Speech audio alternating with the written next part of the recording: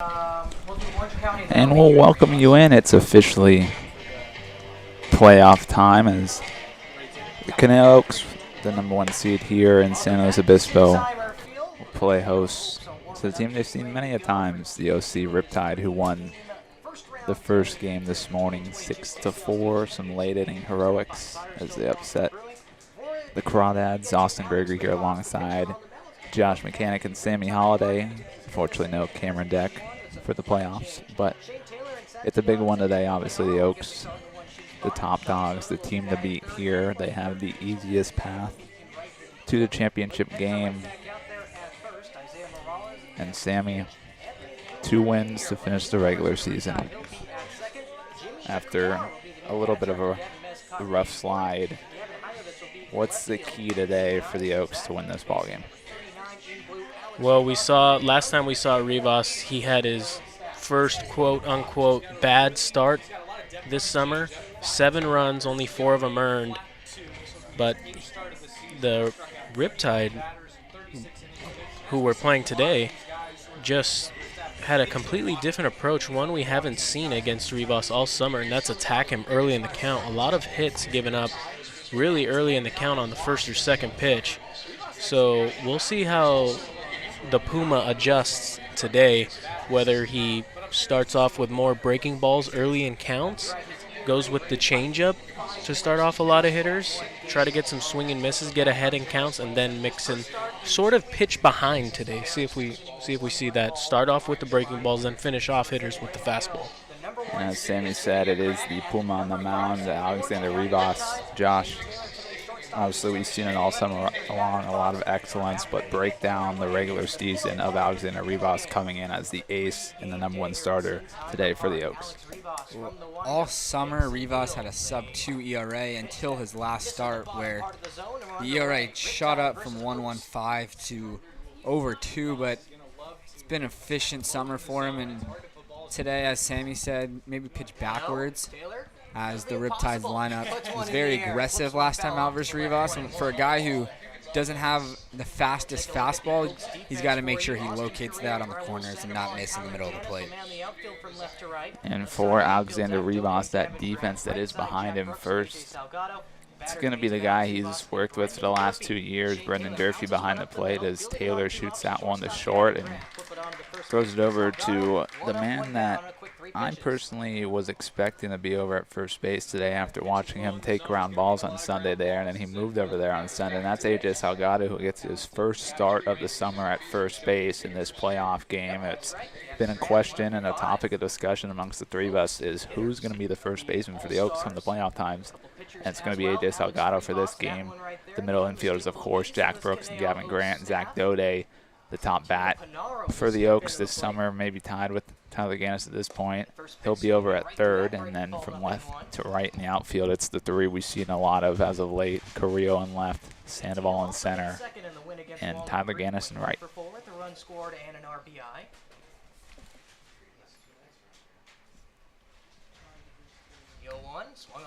Conejo behind 0-2 now. No one's actually tapped. Look, they got a little piece of dirt behind the plate. 3rd best average on the Orange County Riptide. Yet to have a home run, but 11 RBIs, and this is a team that doesn't slug a lot of home runs. Probably a culprit because of their massive ballpark over in Irvine, California. Great park.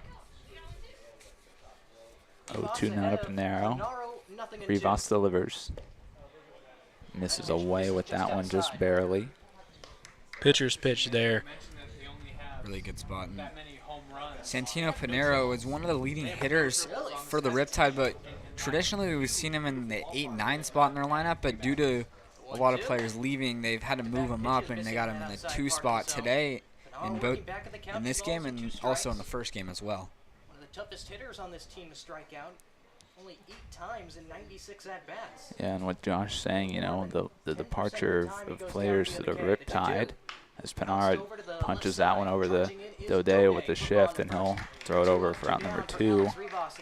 But as Josh was saying, the OC Riptide had 4 All-Stars this year. Noah Carbajal, who no longer with the team. Matthew Maloney, who was an all-star as a starter, is now the closing pitcher for the Riptide. T.C. Simmons no longer with the Riptide out in the outfield. Nathan Smith behind the dish, no longer with the Riptide. So they've lost a lot of key bats and arms in this team, a very short roster. Surprisingly, not the smallest roster here this weekend, as the Crawdads lost a lot of players too. That one's rolled over to Grant at short. It's a quick 1, 2, 3 inning for Alexander Rivas as they go down in the order. The batting order for the Oaks will be started by the top three of Tyler Ganus, Austin Carrillo, and Gavin Grant when we come back. We'll get you the rest of the order once Ganus steps into the box to start off the bottom of the first.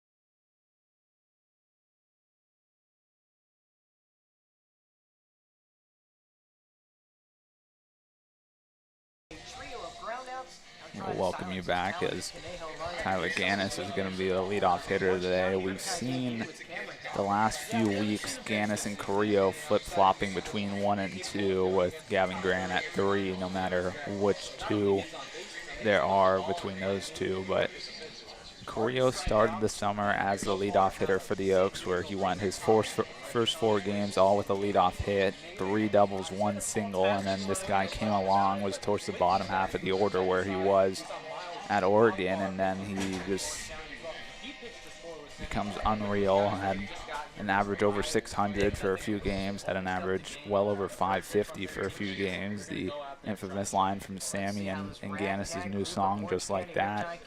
Tyler Gannis hitting 574, and now he's down around the 400 mark, but obviously, you know, it's hard to stay above 400 because that means you're having a minimum 3 hits every single game, and Gannis did just that last time we were here, or last time we played, 3 of 5 for Gannis on Sunday, but he's looking to just get on base and start this thing off for the Oaks offense. It's 1-1 now. Starting pitcher today for the Riptide is Cameron Goffer, who we have not seen before. Is actually, as I think Josh says, it's his first start of the summer, which quite a first start. Yeah. Getting thrown into a playoff game for your first outing, probably getting acclimated to all the players as well. Not familiar with his catcher, Zocker, who's also new to the team, so a lot of turnover for the Riptide. 1-2 now to Gannis from Goffer. And one misses up. And, you know, we talk again about just disappearing. If you look on this CCL website, when a player leaves a team, there's a little X next to their name on the stats. If you go and look at this Riptide pitching staff, there's more X's than non-X's in their stats, which is, you know, it's tough, one, for the team, you know. We see how close the Oaks have been all summer long, and then for the Riptide, they lose a bunch of guys. Some new guys come in. You got to acclimate 2 weeks, a week before the playoff start, so it's really hard. They managed to do it well as they won game 1 today, to be able to play in this game, as that one misses away as Ganus fouled that one all the way to the glove. Really good job by Tyler to lead off a ball game, especially with a guy that really nobody has seen before in the CCL. Working the count full, showing everything he's got. As Ganus works the leadoff walk, and we've talked with Ganus before.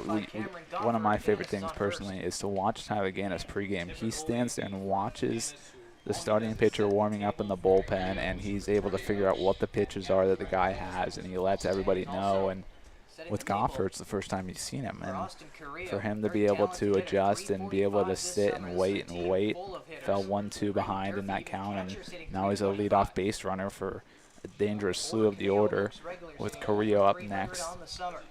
Carrillo's been unreal as of late.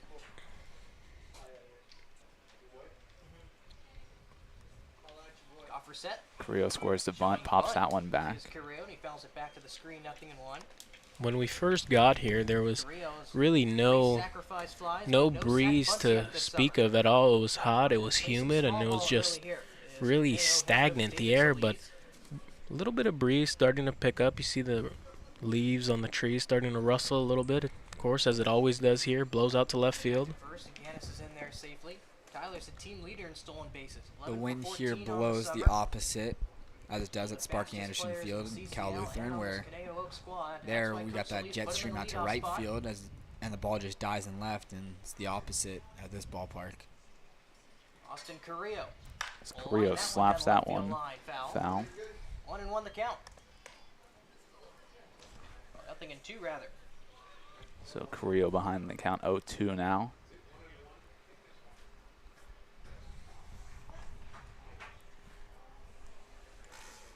Carrillo coming in this game, 333 on the summer, which is 4th on the Oaks. He's a very tough hitter to strike out as well. Sounds like a broken record, but this whole Conejo team is the best hitting team. That one gets away, gets past the car, and now move Ganus in the scoring position. Taking second is Tyler Ganus, so an early runner in scoring position for Conejo. Definitely a catchable ball there by Zakar. That'll go down as a pass ball, not a wild pitch, and that honestly could have been called a strike if Zakar was able to receive that well. Really a big mistake here from Zakar. Playoff baseball, that's what it comes down to. Who makes the least amount of mistakes? And the first mistake of the game made by the Riptide on a catchable ball, as Josh mentioned, could have been possibly called strike 3 if it was caught well. There's Goffer's 1-2. It's in the dirt. That one misses down 2-2 now, and talk about Carrillo's impressive 333 clip. The lowest batting average for this Oaks lineup today is 257.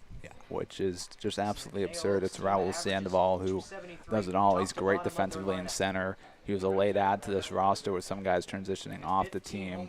He's become electric out in center, returns to the team after last summer. Carrillo shoots out to short, and now we'll get Ganus over the third. Gets the job done. Excellent piece of hitting there by Austin Carrillo. Excellent at bat, really gets down in an 0-2 hole. Takes a couple of close pitches, and then with Ganus on second, knowing he just has to do a job and get him over, and now it'll be up to one of their leading RBI men to drive him in. Yeah, and also a great job there, too, by Ganus to not even think about it. You know, normally runner on second, ball hit to the left side of the infield, you'll see him freeze, but Ganus got a great read of that chopper to short and knew right away he was going to be good to go to third. And so, as Josh mentioned, one of the best RBI hitters for the Oaks, Gavin Grant, has the first run of the ball game 90 feet away with only one out. He fouls that one back. It's a piece of the home plate umpire, or maybe the catcher. Yeah, oftentimes, every time you're on second base and there's a ground ball to the left side, you're taught that if it's behind you to go, if it's ahead of you, you freeze, and then if it's right at you, you have to make an instinctual decision. And that ball was a chopper right towards Ganus, but as a smart base runner, knowing how hard that ball was hit, he got a great jump and was able to get to third. 1-1 now to Grant. Delivery from Goffer. Grant fouls that one straight back. Runner on third, less than 2 outs. These are the opportunities you need to cash in on. And the difference between this Oaks offense and a lot of the other offenses in the CCL is there's many teams that have guys, 2 key guys, 20 plus, 30 plus RBIs, 40, even 50 plus RBIs. The Oaks have 9 guys, all with 10 plus RBIs. The leading RBI man is Zach Daudet with 21. And so there's just a lot of guys who can get things done. We were talking about it pregame. The rest of the order is quite mighty. When you look at the bottom third of Salgado, Sandoval, and Brooks, that's just absurd. Such a deep lineup. Grant fouls that one away. Oh, man. Clean it up there. Sammy, what happened? I'm blocked by Foul ball. Foul ball, kid with the glove. Granted, it is on a bit of a slope, but he had the ball in his glove, fell down, ball came out. 2-2 now to Grant after fouling that one off. So take that one down in the dirt. Count runs full. And oftentimes you get into playoff situations, especially with the runner in scoring position, and hitters tend to get too big, trying to do too much. So Grant just knows that a job has to get done right now with Ganus on third, and he'll look to stay short. Grant fouls that one back as he'll continue the battle. Really a lot of pitches from Goffer this inning already. Only threw 3 batters, and he's well over 15 pitches now. Yeah, this next full count to Ganus, a full count to Grant, and a 2-2 count to Carrillo. Yeah, this next pitch will be number 19 as he walks Grant. And that's after 9 pitches from Rivas in the first, which will bring today's cleanup hitter, Josiah Chavez. You know, 3 of us, again, had a conversation and talking about what's exactly this lineup going to look like. And we knew this guy was going to be in the lineup even after picking up a little bit of a knock, sliding in the third on Saturday. But here he is, played hero a lot this year, 2 walk-off hits. Josiah Chavez, his bat's been on fire lately.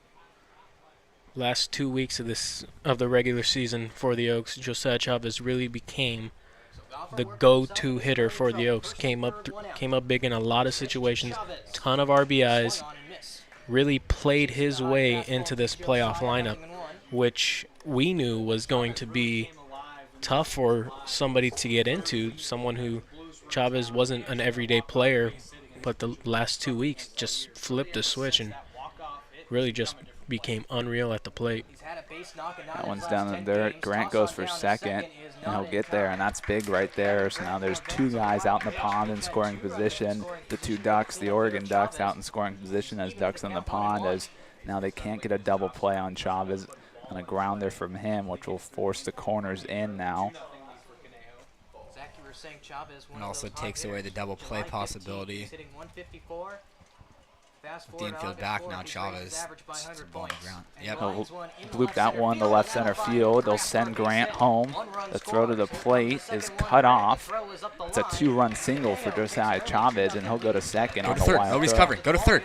There's nobody there. Nobody covering third. Nobody covering third. Even Coach Raymer not seeing that. Either way, it's a 2 RBI double for Josiah Chavez, and it's an early 2-0 lead for the Oaks and for their ace, Alexander Rivas. Chavez, like we said, really became the go-to guy and really proves us right away. A 2 RBI single to start the playoffs, and the Oaks, who loved playing here at Sincheimer Park, undefeated here, really put up a lot of runs every time, showing their comfortability here again. 2 runs in the first with the book still not closed, as another very good hitter at the plate, and Zach Daudet is now up. Zach finished the regular season at 379. And then you got Brendan Durfee on deck, who finished his season at 329. Then you got AJ Salgado. Then you got Raul Sandoval. Then you got Jack Brooks. No holes in this lineup. Ooh, favorable call there as strike 1's called. Daudet, as we mentioned earlier, the leading RBI guy for the Oaks, 21 on the summer in 28 games played. Daudet worked his way into becoming an everyday player after he was a part of just a large rotation that we saw about the first 2 weeks of the season. That one gets away, so now Chavez is 90 feet away from scoring. The situation gets a lot easier for the 5-hitter Daudet. Another passed ball on Zakar's record so far this inning. Having a really tough time here, and you can't really put it on him because Goffer, you know, new guy, not Zakar, a new guy as well. They're not really familiar with each other. Just a tough spot that Zakar and this Riptide team is in. And now Zach's in the driver's seat.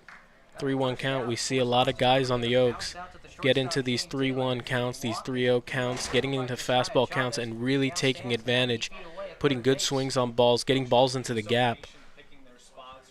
3-1 now to Daudet, and he'll foul that one back. Run the count full. Already 26 pitches in this inning for Goffer. A long wait now for Rivas after that 1-2-3 inning. It's also a really big deal for the Riptide, who are playing their second game of the day. And in their first game, their starter, Reed Schaefer, only went 4 innings, so they've already burned a fair amount of bullpen depth. 3-2 now to Daudet. Goffer delivers. Daudet fouls that one back, and I was watching. Obviously, we talk about the excellence of Matthew Maloney. He started this summer as a starting pitcher, the top starting pitcher in the CCL, and then he got a phone call from his future coach at New Mexico State, where he'll be transferring. Will be a teammate with Noah Carliner, and he's going to be the closer over there. And so he's become the closer. He closed game 1 as Daudet takes a walk there, and I saw Maloney having a very lengthy kind of rehab stretching routine that he was doing with what I believe was his parents in between games, and so they're hoping if they need to, he'll be available for this one, which will bring another dangerous bat, as Sammy mentioned, Brendan Durfee to the plate. Durfee coming off a great year in the CCL after a great spring with Cal Lutheran in his second year with Cal Lu, where he received his conference tournament MVP, a big part of that team, the regular catcher. Gotta imagine we'll be seeing him a lot behind the plate in this playoff run. Durfee 329 on the season. Another one of those guys, double-digit RBIs. He's second on the team right now with 19. Ball in the gap here will give him the tie for the team lead with Daudet, as Daudet on first now after the walk, and Chavez still on third. And just like Daudet, Durfee also more walks than strikeouts this summer, which for a full summer of action is quite impressive. For Zach, that's now 19 walks compared to 18 strikeouts, and for Durfee, that's 12 walks compared to 11 strikeouts coming in today.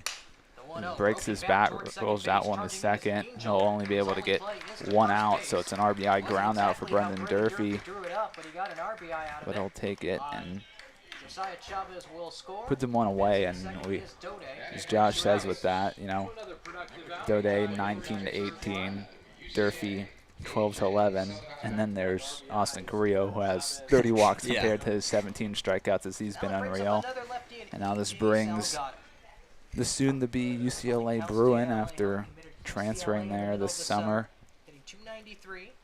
Salgado has been obliterated in the baseball, but he's been getting results like Gavin Grant as of late, as it just goes right to just somebody every single time. So that with Grant, start of the season into the middle part of the season. Salgado just trying to find a hole. He's had in our home games as of late a lot of 90-plus exit velos that have not resulted in hits. And he's still, even with that little slump, if you want to call it, he's gotten a hit in 5 of the last 6 games and reached base in all 6 of those. And so his on-base percentage is still up over 400. Goffer really struggling this inning. Hasn't been able to get really any swings and misses. We've seen a lot of foul balls, as that one's absolutely crushed. That one foul. That one got over. Would have been a home run if it stayed fair, but just absolutely crushed foul. I don't think we've seen any swings and misses generated from Goffer this inning. I don't think so either. I think everything that's been a strike is either looking or found a way. Sounds about right. Nobody's chased anything really impressively as well. Daudet goes. Salgado shoots that over the short. He's going to beat it. Salgado's He's safe, safe, and and that Daudet scores a scores. run. It's an RBI infield single for A.J. Salgado. Absolutely superb effort from AJ there. He could have easily, you easily see it when a guy, doesn't make good contact, just puts his head down and, doesn't run as hard. AJ busting it out of the box there. Taylor really taking his time with that ball, and that cost his team a run. Inning keeps on going for Raul Sandoval, another dangerous hitter who could possibly make this Riptide team pay. And I mean, I love our guys, but we've had a couple guys who have been taken out of ball games for giving up on a ground ball or on a fly ball. But a few weeks back during batting practice, instead of running first to second, second to third, whatever it was the running group, the team was all doing hard 90s during their running time during BP, and that just shows what it is. AJ Salgado, for how big of a frame he has, he is very quick and very elusive as he's able to beat out that single, and a great job by Coach Raymer over there at third to read that and send Daudet home. Pitch misses in the dirt. It's also why, as a first baseman, you have to come up throwing no matter what. Because as we saw Penso stretch trying to get the call and just watch Daudet round third and go into score instead of coming up firing just in case. 4-0 Oaks. Sandoval has a 1-1 count. He'll foul that one away.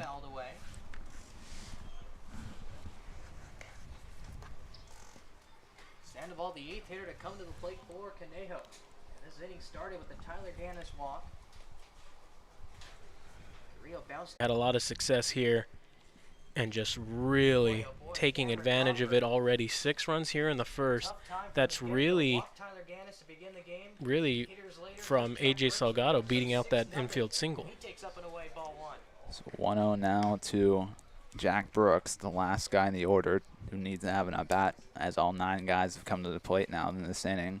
So for Raul Sandoval, it's his 2nd home run. He now has 8 RBIs. Big go-ahead double in the win over the Barons in the home finale on Saturday for this young man who's got a very bright future ahead of him, yet to even play a game of collegiate baseball, and he's become the everyday second baseman for this very talented Conejo Oaks team. Jack Brooks, 258 on the season, and 31 games played, 11 RBIs, so one of those 9 guys with double-digit RBIs. So that one misses up. It's 3-0 now to Brooks. And usually in a lineup, you look and say, the 9th hitter, oh, we got to get this guy. This ain't an easy guy to get, Jack Brooks. He is the definition of that phrase, a second leadoff hitter, as he'll just stare at that one. 3-1 now. And that pitch just goes to show you where Golfer's at with his fastball. He goes 3-0 breaking ball to Brooks, just not feeling it at all. And he works the walk, so all 9 guys have now come to plate here as Tyler Ganus will get his 2nd at-bat of this first inning. As Tyler Ganus strides to the plate, the 10th hitter to hit in this inning. Nightmare inning just continues for this Riptide team. And the 2 guys who haven't reached so far today are Carrillo and Durfee. Carrillo moved Ganus over the 3rd on his ground out, and Durfee drove in a run on his ground out, so both have been productive even with not reaching base. As Ganus rolls over that one, the 3rd will be fired across the diamond, and they finally get out of this inning. The Oaks, an incredible 6-0 lead here after the first inning. Alexander Rivas will be back after he went 1-2-3 on 9 pitches to start this ball game, as Cameron Goffer throws 40-plus pitches in his first inning and gives up 6 runs. We'll be back, top 2.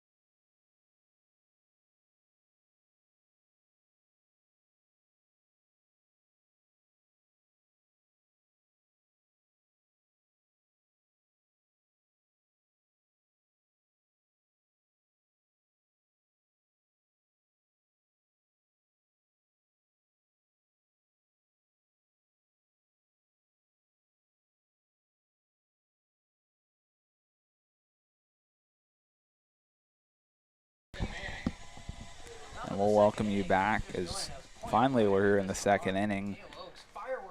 33 minutes after the first pitch. As Manning squares the bunt. That one misses away. And about 27 minutes of that was just the Oaks offense out on the field hitting. Really tough spot the Riptide are in. Down 6-0 with one of the best pitchers in the CCL on the mound. We'll see how far Rivas goes. He's got a huge cushion. We've seen it a lot in his starts that 2 or 3 runs is good enough, but now 6. This is about to be the toughest hill the Riptide are gonna have to climb all summer. A 1-2 now, and it's interesting that you say that, Sammy, because I had one post-game interview with Alexander Rivas and a big win for the Oaks, and I think we won by 5 or 6 runs. I go, how much does it help you as a pitcher that you have a 5-6 run lead? And Rivas actually doesn't like pitching with a sizable lead. He feels like there's more pressure on his shoulders because he needs to, you know, protect that lead. But if Rivas just does what he's done all summer, there's no need for him to worry, as that one's rolled over to second. 4 up, 4 down, 4 groundouts. And already we kind of see the Riptide start to deflate here. Manning rolled that over to second and went about 40 feet before he decided to lay up.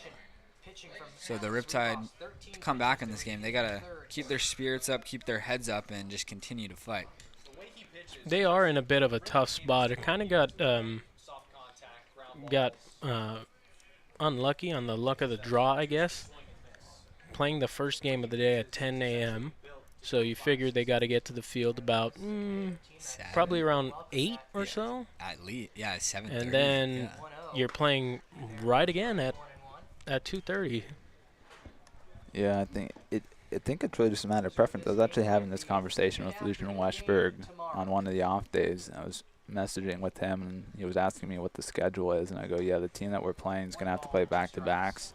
Originally, so the way that the bracket's formatted, this is technically game 3 of the bracket, but we're playing in the game 2 slot because the game 2 slot is playing the game 3 spot for the Blues have the 7 o'clock start. So originally it would have been the Riptide would have played us at 7 o'clock tonight, but now you have to play back-to-backs. And I was like, I feel like I'd hate doing that. But Lucian said to me, he's like, personally, as long as I just have a lunch, I'd rather do that for you not waiting so long and cooling off. As Penzo looks silly swinging at that one. Well, what's really tough for the Riptide, too, is that first game was a great ball game. It was a back-and-forth ball game, took everything out of them. I'm sure they were really emotionally drained after. They took the lead, then they gave up the lead, tied it up, gave up the lead, took the lead, got tied up, got tied up again. I think there was 4 ties in that ball game. So you really just are drained mentally after this one. So that's when you'd want to take that 7 o'clock game to just reset emotionally, get everyone just to calm down right now. And we see it, just 6 runs in the first. No, I 100% agree with you. You know, I think you want to have the breather, but Lucian's like, no, I don't want to get cold, and that's the first of the ball game for the Riptide as Isaiah Morales puts that one in the center. And not only that, this is a team that has only 11 position players. So that means only 2 guys are sitting out in a game, and going back-to-back games, that means everyone's playing except for 2 guys. Everyone's playing in the same game or twice in the same day. And for Morales, he's having a day. Yeah, it's 3 hits in the first game. I believe so. I think he went 3 for 5 in the first game. 3 for 4. 3 for 4 in the first game. Look right to your right, Sammy. Yep. Check on Morales.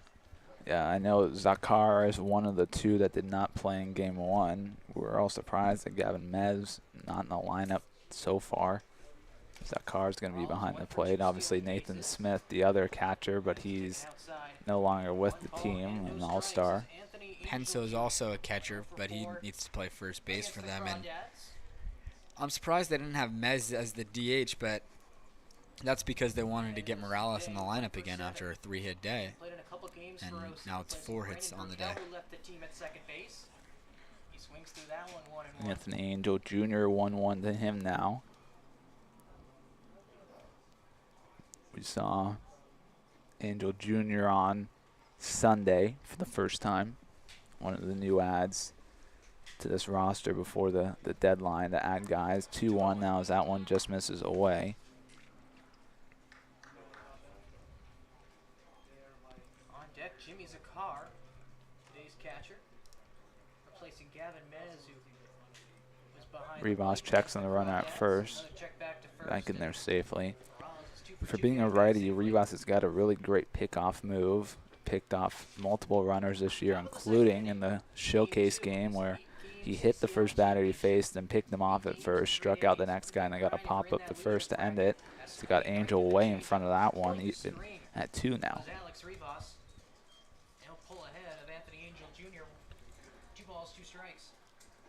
Two different stories. Last time Rivas was out, really got hit around for the first time we've seen this summer.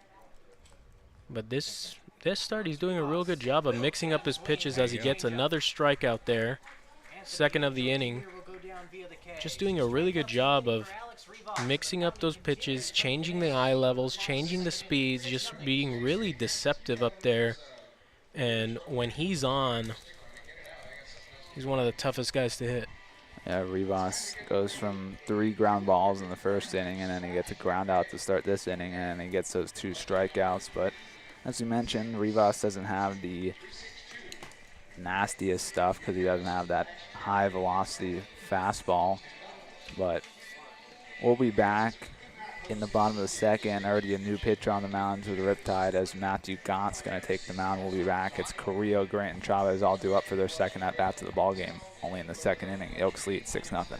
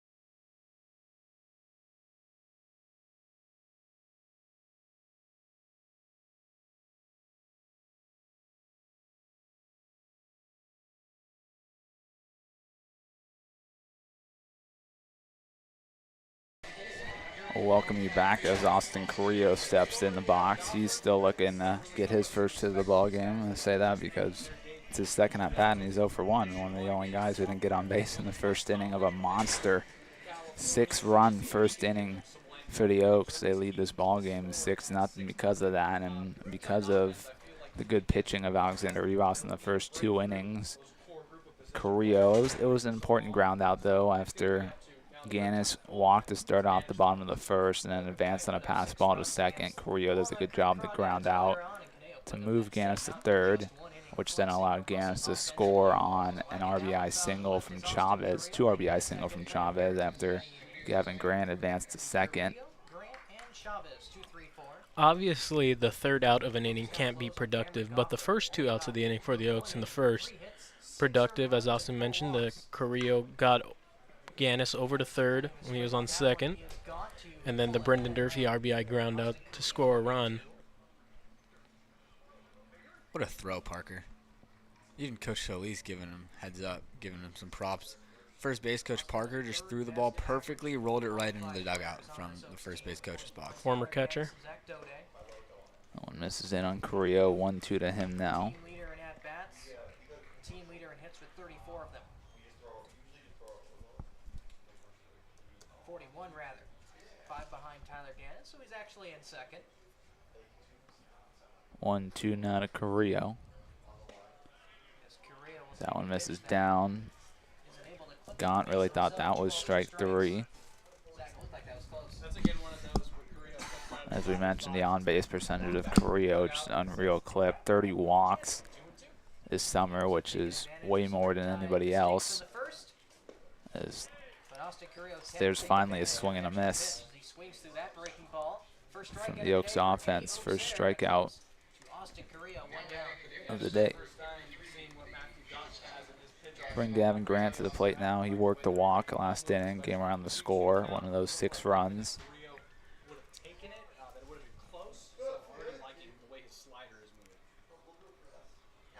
Gavin Grant. As Grant drives that one to right field. It's foul. Into the OC Riptide bullpen up the right field line. Grant walked in his first at bat. 1 of 4 given up by Cameron Goffer in that first frame. Grant's done a really nice job out this summer's gone along, continuing to progress offensively. Rolls over that one. There's 2 up, 2 down in the second. Much cleaner in Definitely something that he can go back to school with and be proud of himself, and with the way that he's hitting past couple of weeks, definitely something he can take with him as he goes to school in a couple of weeks at University of Oregon.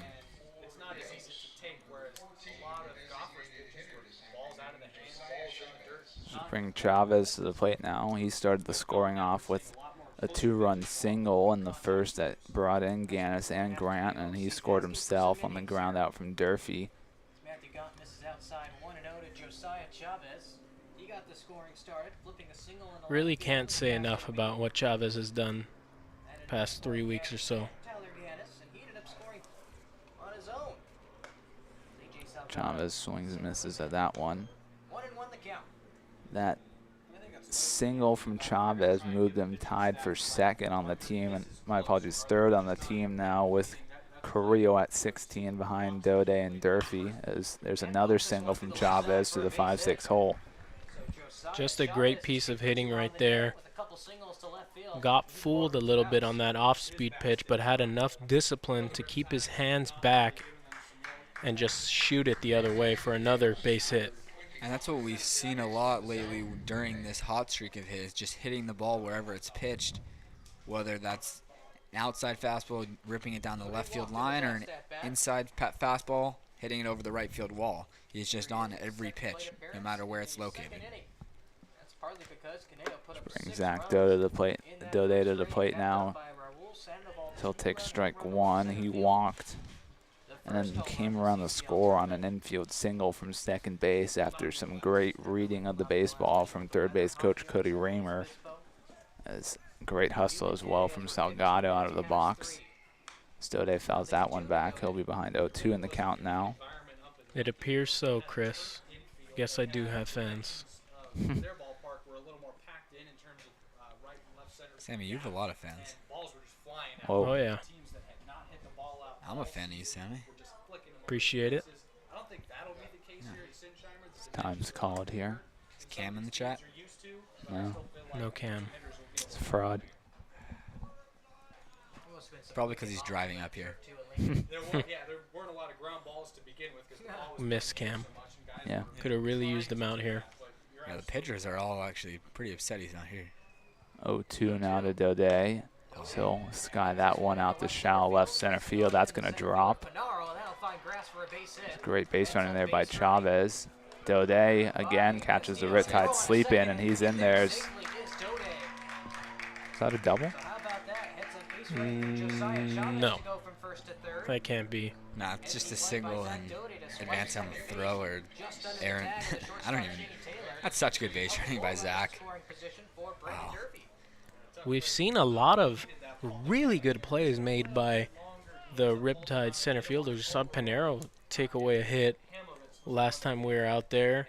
And then T.C. Simmons robbing Austin Carrillo. We've seen a lot of great center field play, but that one, like, it'll go down as a single, but thought that play was going to be made The by expected Panero. batting average on that was probably like 100, Sammy, is what you're trying to say.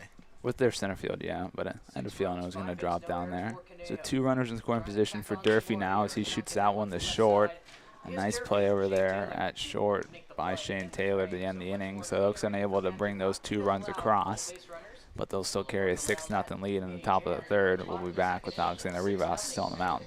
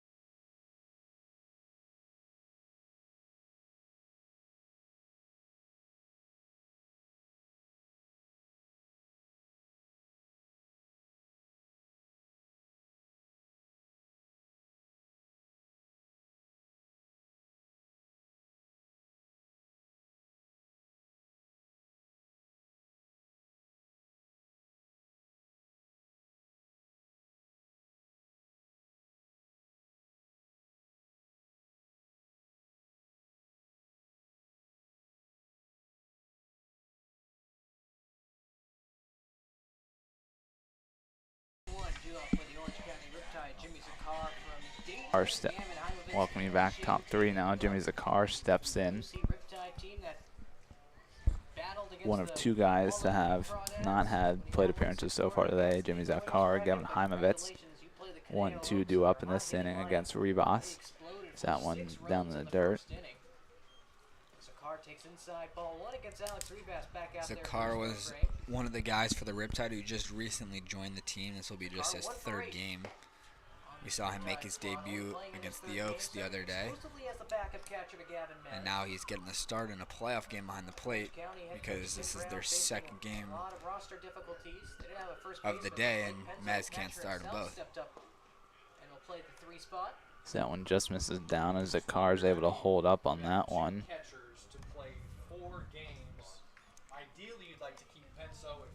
Colin, welcome in, bud. Miss you.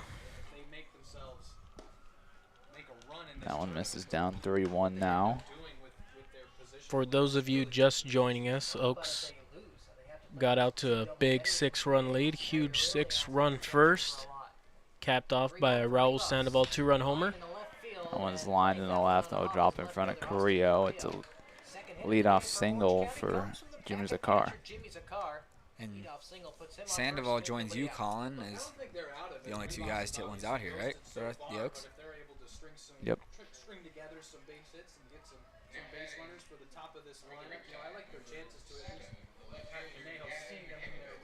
Gavin Heimovitz steps to the plate now. It's time for the 9-hitter Gavin Heimovitz. Heimovitz put one out at Sparky Anderson Field last week. That one misses away. Yeah, not having the best summer so far for Heimovitz, but as Sammy mentioned, he had a day last week. 3 hits and a home run against the Oaks. Back on July 27th. That was a huge 10-9 win for the Riptide that put them in the driver's seat for the playoff game. Misses in 2-0 now. Heimovitz also Hi, Colin. doubled and walked in Game 1 against the Crawdads. Miss you, Colin. Wish you could be here. Hope the hammy's feeling all right. That one's crushed. Oh, what a play. Zach Daudet, 5-4. Oh, my goodness. Wow. Da-na-na, what Just a play. everything. Zach Daudet. Everything going the Oaks' way right now.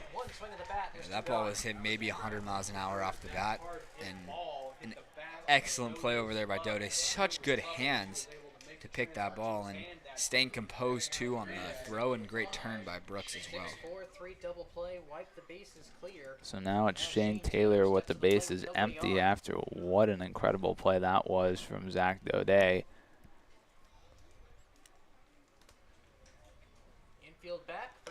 Taylor swings and misses at strike one. Taylor grounded out to short to start this ball game. Down 6 runs, still not out of the ball game with how much innings are still left to be played. And you start off the inning really good with the number 8 hitter getting a leadoff base hit. And then the number 9 hitter just absolutely roping a baseball. Fortunately, just right at Zach Daudet and made a heck of a play to get the double play. Really puts a damper on this inning for the Riptide and really puts a damper on their That one goes off of dugout. Rivas, and Daudet unable to get that one. The infield single for Taylor now. I'm so surprised Taylor hit that ball. I don't know if you guys noticed, but Rivas lowered his arm angle on that pitch and switched it up, trying to shake things up and throw off Taylor, who's still able to lace it back up the middle. Just got Rivas in the inner thigh area. Surprised Rivas didn't make that play, if I'm being honest, with how great his glove is. And just with how that double play was just turned on a diving effort from Daudet. Brings Santino Panaro to the plate now. He grounded out to Daudet at third for out number 2 of this ball game.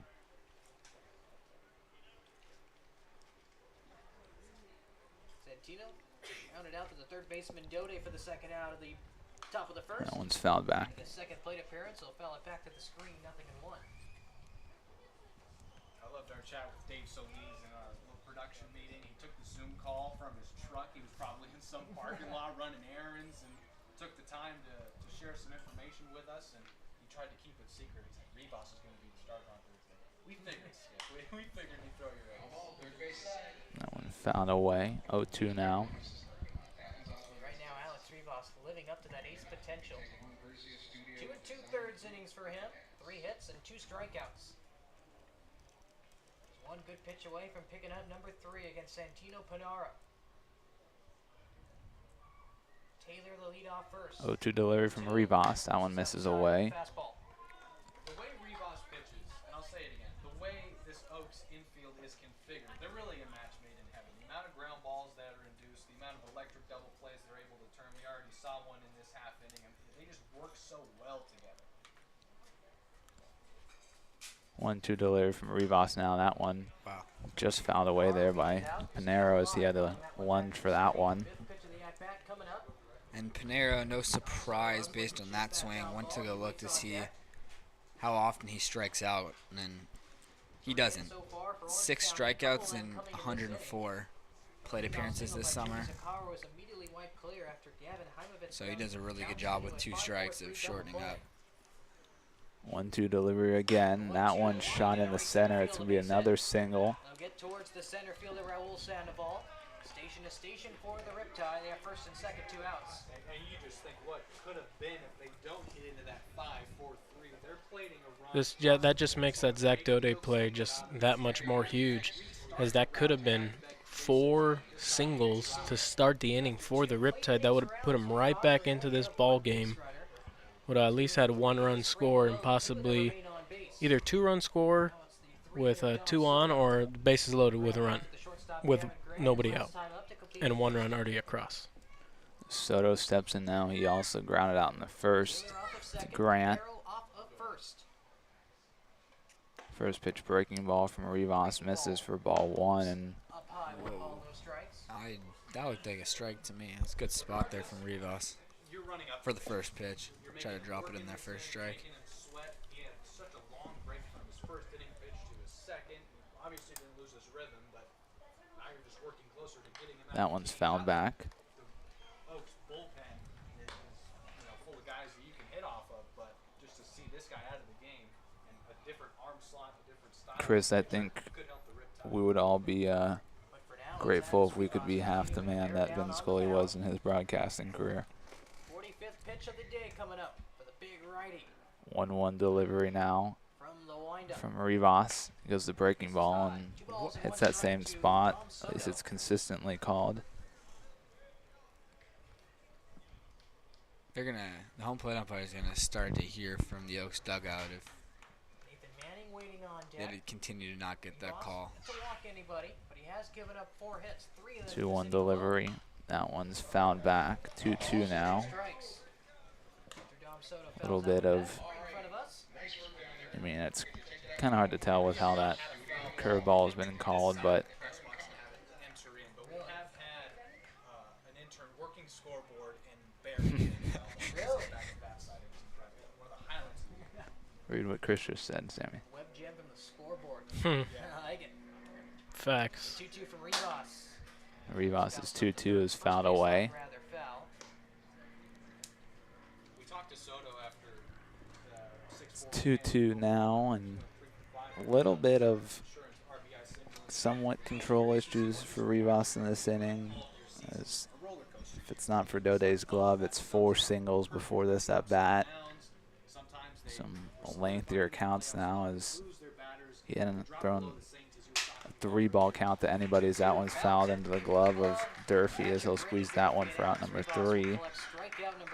But no runs surrendered. It's 3 shutout innings for the ace, the Puma. No runs allowed through 3. Oaks carrying a 6-0 lead as we go bottom 3.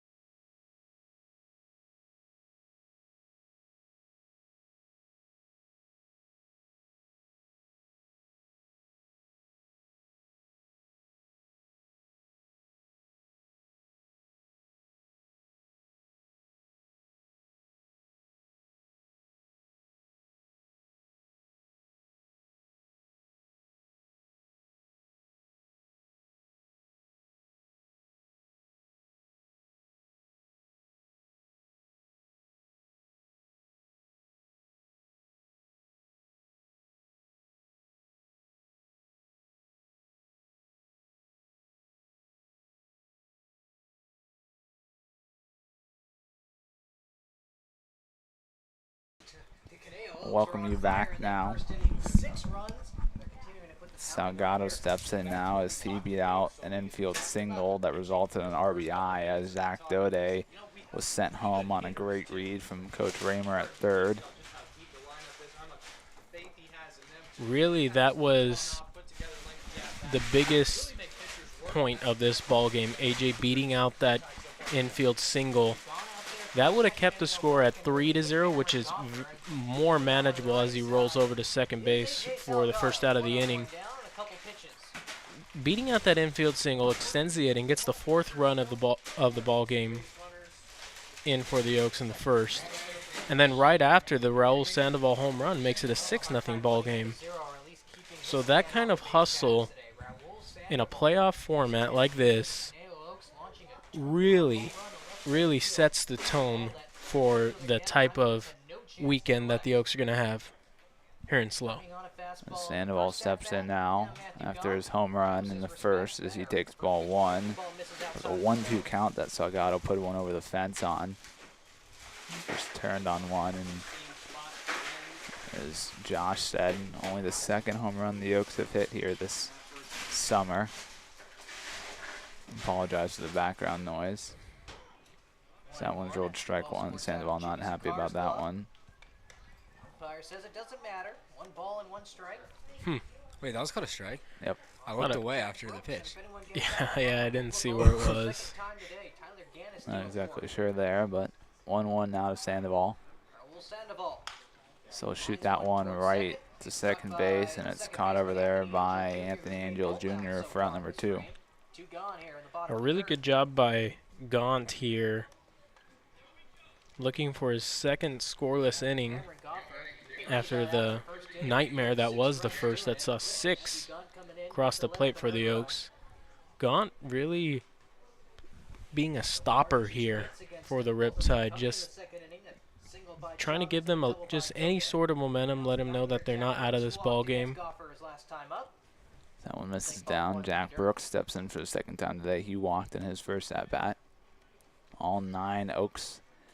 And it's hard to look and just say, you know, he's their best player or he's their best hitter. That's just how even it is through and through. We see Sandoval in the 8th spot. He's the one that goes yard in the first inning. As Jack Brooks rips that one back up the middle for a 2-out single. A late single from Jack Brooks right up the middle. All 3 baseballs this inning have been hit fairly hard.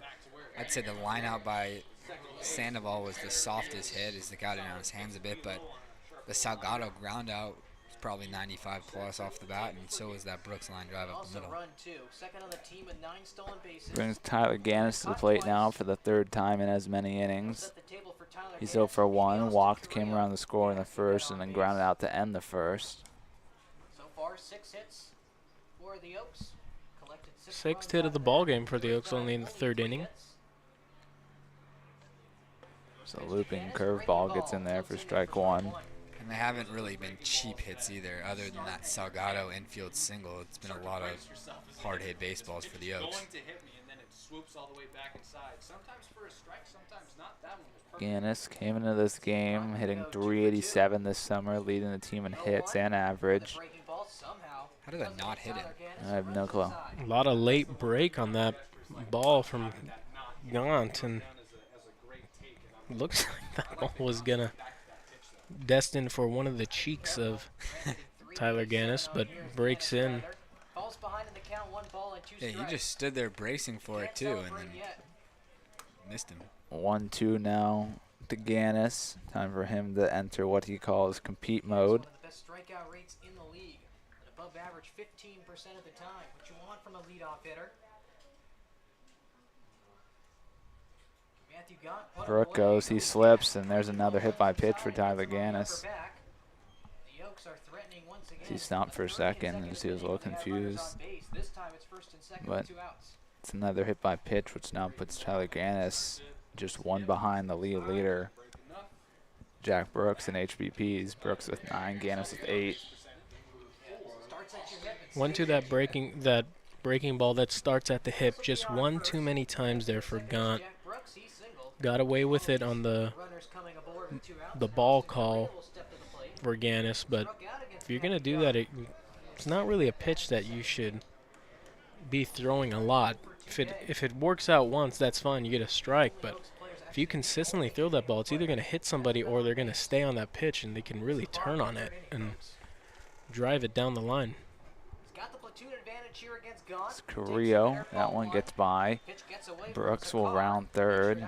He'll stay there. So now the future duck and the current duck are 2 ducks out in the pond in scoring position for Carrillo. Carrillo for 2 today. It's a key ground out, though, as we mentioned in the first. And the only guy to strike out so far today for the Oaks. Last inning. Luckily with 2 outs here, runners on second and third. Conejo threatening once again. Trying to bury OC early. The 1-0. Carrillo shoots that one to short. It's going to be a deep play, but Taylor makes a great throw and even a better stretch by Penzo to save a run to maybe 2 there. And the Oaks held scoreless this inning as we'll head top 4 with the Oaks still carrying a 6-0 lead. We'll be back.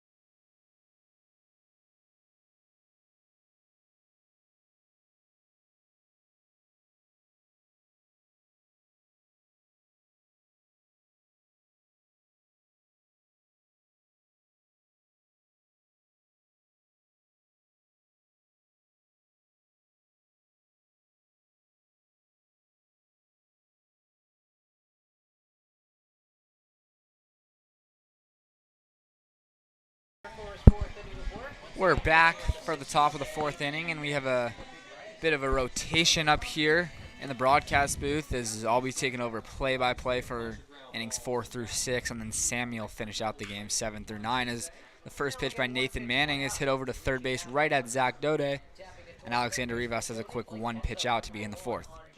That's really good there for Rivas after the last inning where he threw more pitches, I think, in that inning alone than the entire game combined. And we saw his first 3-ball count of the game. We saw him with a little bit of command issues. He was getting hit around a little bit, gave up 3 hits, all 3 he's given up in this game last inning. So good for him to get a first pitch ground out to start this inning. Once again, for Manning, he didn't run hard out of the box as Penso goes out for the first pitch as well. That's right at Jack Brooks. 2 pitches, 2 outs for Alexander Rivas to begin the 4th. Not too shabby, if you ask me. Very interesting, too, you know, just the approach there from the Riptide. You start to get to Rivas last inning. You have 3 hits. You should have had 4 hits if Zach Daudet doesn't make an incredible diving effort to take away a single and then turn it into a double play. You would have scored a run if you had the 4 singles, obviously. And after they get to him and where it counts, they've now swung at the first pitch, the first 2 batters. Yeah, that was after working Rivas to throw 20 pitches in the 3rd. And Isaiah Morales had the first hit of the ball game for the Riptide back in the 2nd. He's up there once again. It's about 20 pitches. I don't keep track of foul balls. Oh, gotcha, yeah. 2-0 to Morales. He had 3 hits in the first ball game today between the Riptide and the Crawdads, so that's why he finds himself back in the designated hitter spot. And he's ahead in the count 3-0 to Rivas. Rivas in danger of surrendering his first walk of the ball game. In the playoffs, he went 3 for 4 against Walnut Creek, including a huge RBI. Big part of that. He gets a 3-0 pitch in there for a strike on Morales. Morales, another one of those guys for the Riptide who joined late, just his 2nd week with the team as he pops that one up on the left side. Daudet going back, Rant going over. It'll be Daudet making the call and making the catch. And it's a quick 1-2-3 inning for Alexander Rivas. We head to the bottom of the 4th. Oaks still leading 6-0.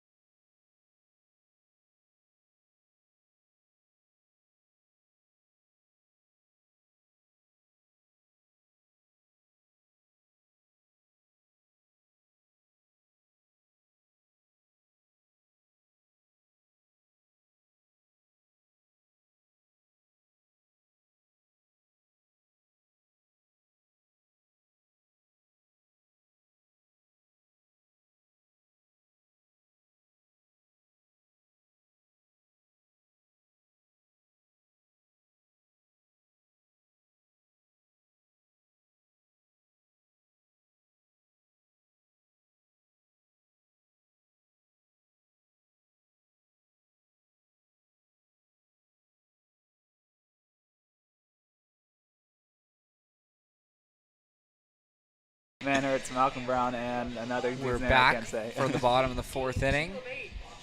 Gavin Grant's in there to lead things off. He's walked and grounded out today.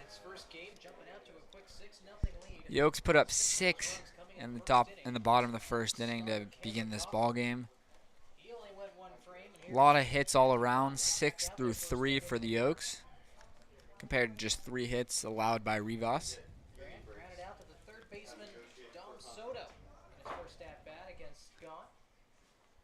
This Oaks lineup today has just continued to put the ball in play, not swinging and missing a lot, as Grant rolls another one over to short.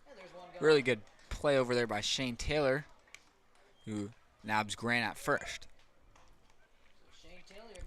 Just 1 strikeout for this Oaks offense through the first 10 outs, and really not many more whiffs than that, as they've just put the bat on the ball on almost every pitch, whether it's putting it in play or fouling it away.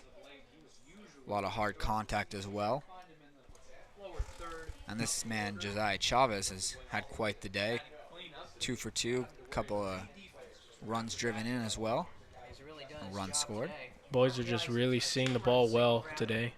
Chavez rolls one over to second base as Anthony Angel makes the play.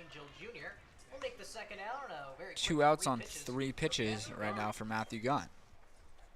Continue my thought on Josiah Chavez. 2-run single to That'll bring up Zach Daudet. He's also reached in each of his 2 plate appearances. The first time via the walk, in which he came around to score, and then he also singled and was stranded at second. Sammy, who's this guy in the chat that's Good afternoon, Lamar. Hope you're well. Sammy's got posse. He's got a lot of boys. Zach Daudet takes the first pitch for a ball. That's a lot of Y's on that hay. Yeah, it is. Wow. Want to know to Zach Daudet. It's Matthew Gaunt. Came in to replace the starting pitcher Cameron Goffer, who was only able to go that 1 inning in which he gave up 6. And then Gaunt came in the 2nd and threw a scoreless 2nd and 3rd. And now he's got 2 quick outs in the 4th. This is up to Daudet, and for the Riptide, there's nobody down in the bullpen, so they're just going to ride it out with Gaunt for as long as they can. Of course, after playing their 2nd game of the day and getting only 1 inning from their starting pitcher, they're definitely going to have to be going uphill from here. As Daudet hits that one into foul territory, there's room over there for Penso, and the Oaks go down in order for the first time today. Quick 1-2-3 inning for Matthew Gaunt. We head to the 5th in this ballgame. Alexander Rivas will head back out there. Oaks leading 6-0.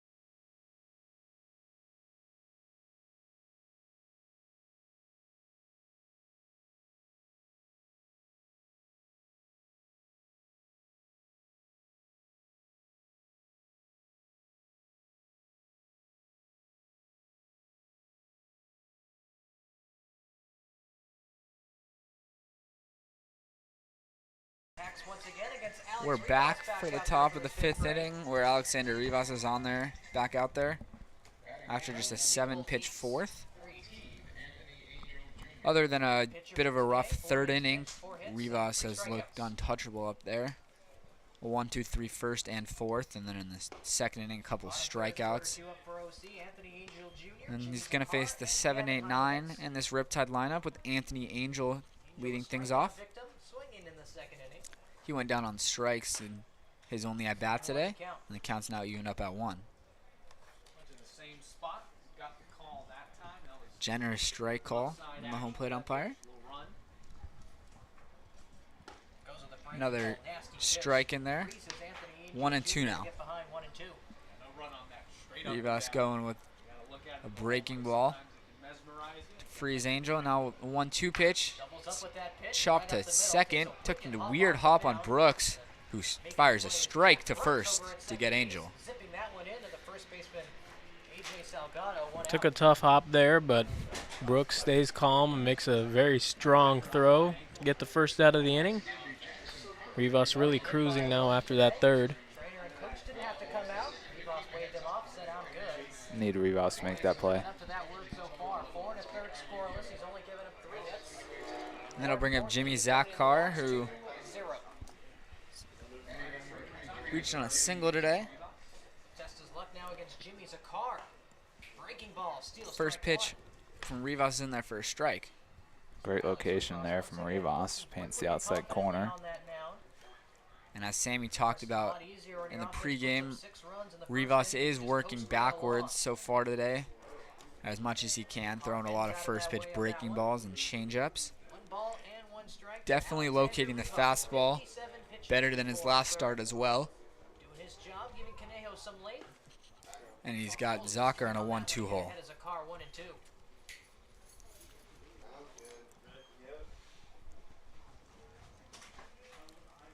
Wish we tracked first pitch strikes because Alexander Rivas has thrown a lot of them today.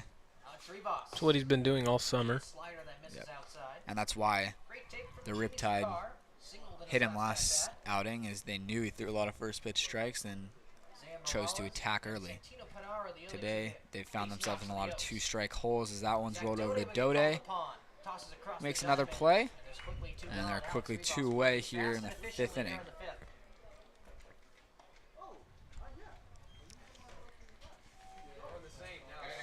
We know that when Rivas is in a zone, he'll like to work quickly out on the mound, and he's retired 6 straight hitters of the Riptide, and he's ready to go. It'll be Gavin Heimovitz, who grounded into a double play last time up after a really good play over there at third base by Zach Daudet on a hard hit ball by Heimovitz. Heimovitz pops this one up in foul territory. Durfee going back. He has room and he'll make the catch. 7 straight retired for Alexander Rivas, his 2nd straight 1-2-3 inning. We head to the bottom of the 5th inning. We're halfway home in this one. Oaks leading 6-0.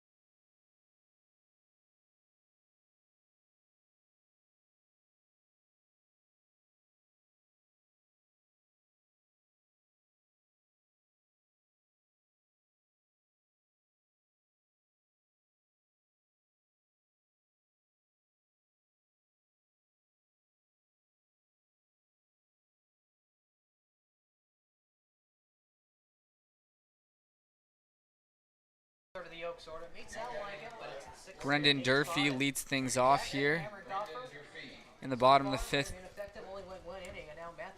He's one of just 2 guys, along with Austin Carrillo, that's yet to reach base for the Oaks today, but he has driven in a run with an RBI ground out. Takes the first pitch breaking ball from Matthew Gaunt in there for a strike. Gaunt's done a really good job throwing strikes since he came out of the bullpen, and he retired the Oaks in order in the 4th on just 7 pitches. As Durfee swings through that one, finds himself in an 0-2 hole. Really good outing from Gaunt here in his 4th inning of work. Thought this was going to be just a really bad day. Going to be a long day for the Riptide. 6 runs in the 1st, but nothing since then. Gaunt really doing a good job of giving the length that the Riptide need. Playing back-to-back games today.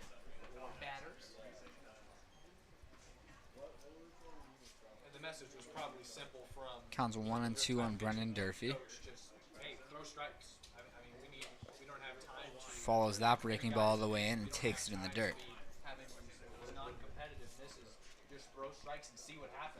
We'll see truly how long that Gaunt is going to get stretched out for. He came in the 2nd, so this is now his 4th inning of work. There's been no movement down in the bullpen for the Riptide since Gaunt has come in, and fair enough since he hasn't given up a run yet, but see how they play it out. As Durfee hits one back up the middle, his first hit of the ball game, and now Austin Carrillo is the only Oak that's yet to reach base. It was just such a smooth swing from Durfee. Just dropped his hands right to that baseball and just shot it right back up the middle out of a reach of a diving effort over there at short.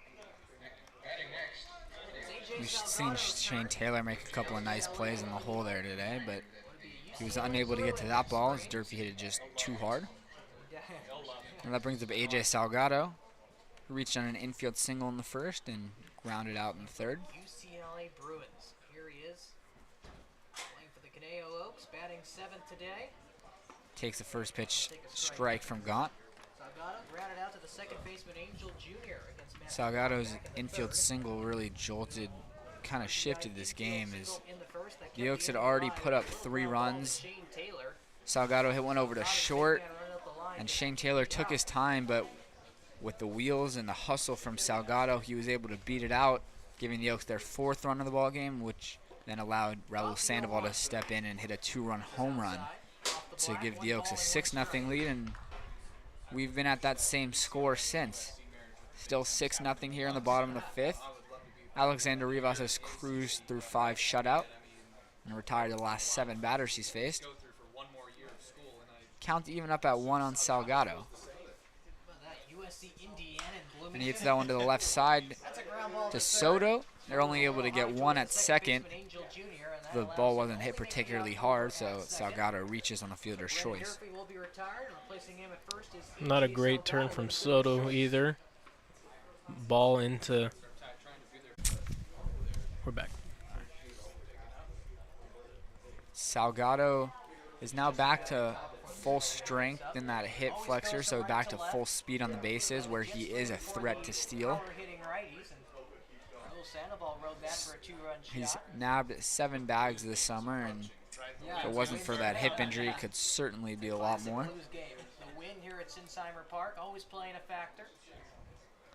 Sandoval swings at that one, and that'll be an infield single as Dom Soto has no chance.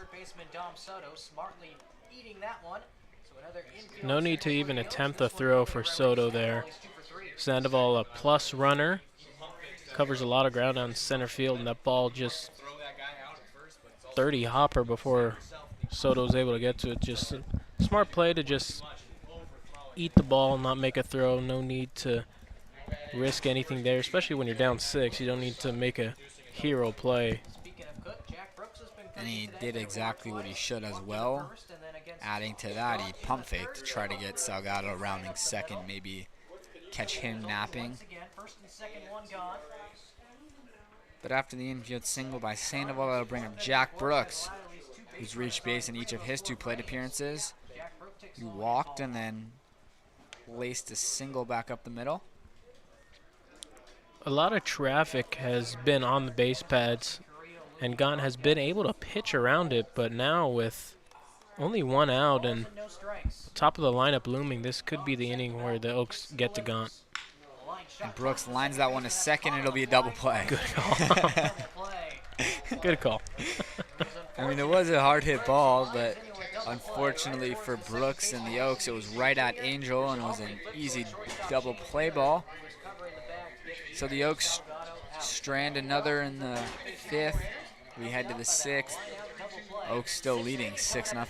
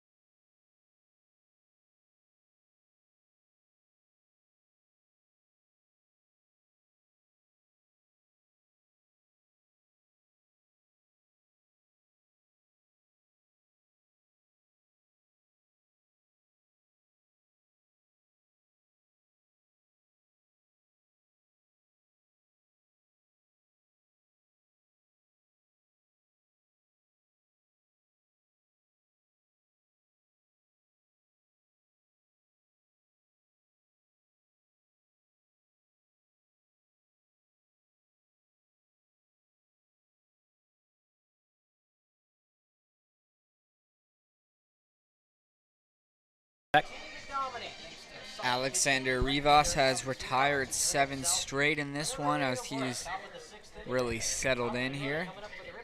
The Oaks still leading 6-0 after their 6th spot in the 1st.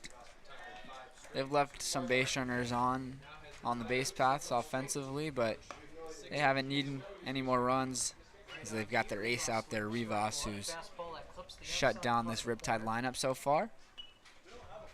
Much different story this time around for Rivas compared to his last start versus the Riptide, where he got hit pretty hard as Shane Taylor hits that one to left field, and it'll be a leadoff double for Shane Taylor to begin the 6th inning. For Orange County is the first extra base knock. A double from leadoff man Shane Taylor. He's on second with nobody out. The first extra base hit of the day allowed by Alexander Rivas, and now he'll have to get out of this jam with the runner on second, nobody out.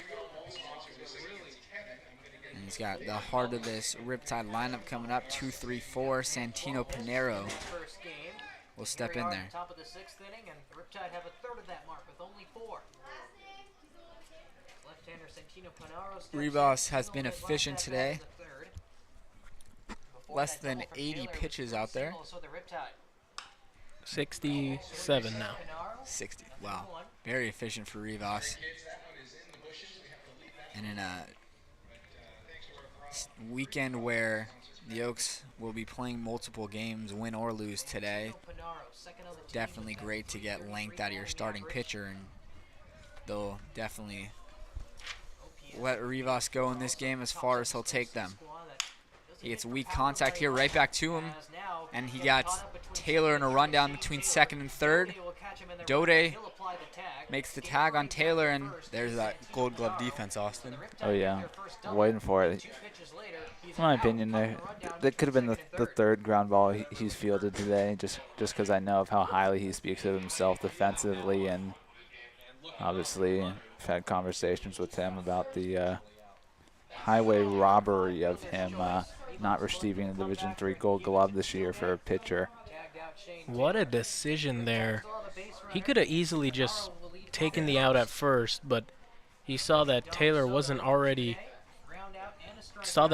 still able to be picked off over there, going to third, and now the leadoff double is virtually wiped off. And even think about that, up 6-0 too. You know, usually you just expect the pitcher to go immediately to first, but really smart play by Rivas there, who gets a weak pop-up of Soto. Brooks makes the catch, and that's 2 outs in the 6th inning. We've seen it a couple times now. Riptide getting a good start to an inning, and the wind just gets taken out of their sail. We saw it with the double play ball that was absolutely turned out to be a remarkable play from Daudet to wipe off a leadoff single. Would have been 2 on with nobody out. And then the leadoff double here from Taylor, and just really a mistake on the base pads. I didn't see it right away. Didn't see if Taylor was busting it down the line. He was, yeah, but just a great play by Rivas. Yeah. That one's fouled out of play. Into the Oaks bullpen, where there's nothing doing. The pitchers are just chilling down there. There's not much to do when your starter's cruising out there. Rivas gets a first pitch strike once again to Nathan Manning. Grounded out a couple of times. And other than the 4 hits for the Riptide, there hasn't been any balls hit to the outfield. It's all been ground balls or strikeouts, then a couple of infield pop-ups. One to Daudet at third, one to Brooks at second as the runner goes. But it's right to Brooks. And Alexander Rivas is through another scoreless inning, another inning in which he only throws 7 pitches. And he is cruising in this one. We head to the bottom of the 6th with the Oaks still leading 6-0.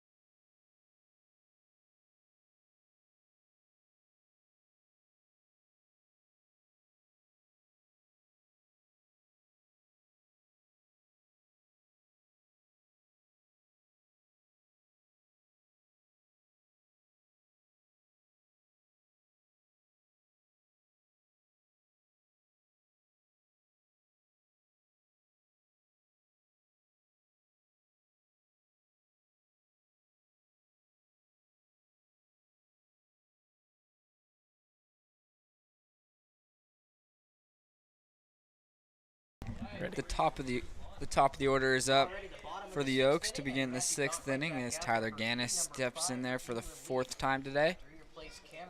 He's been on a couple of times, but 0 for 1. Hit by a pitch and a walk for Ganus, who also came around to score.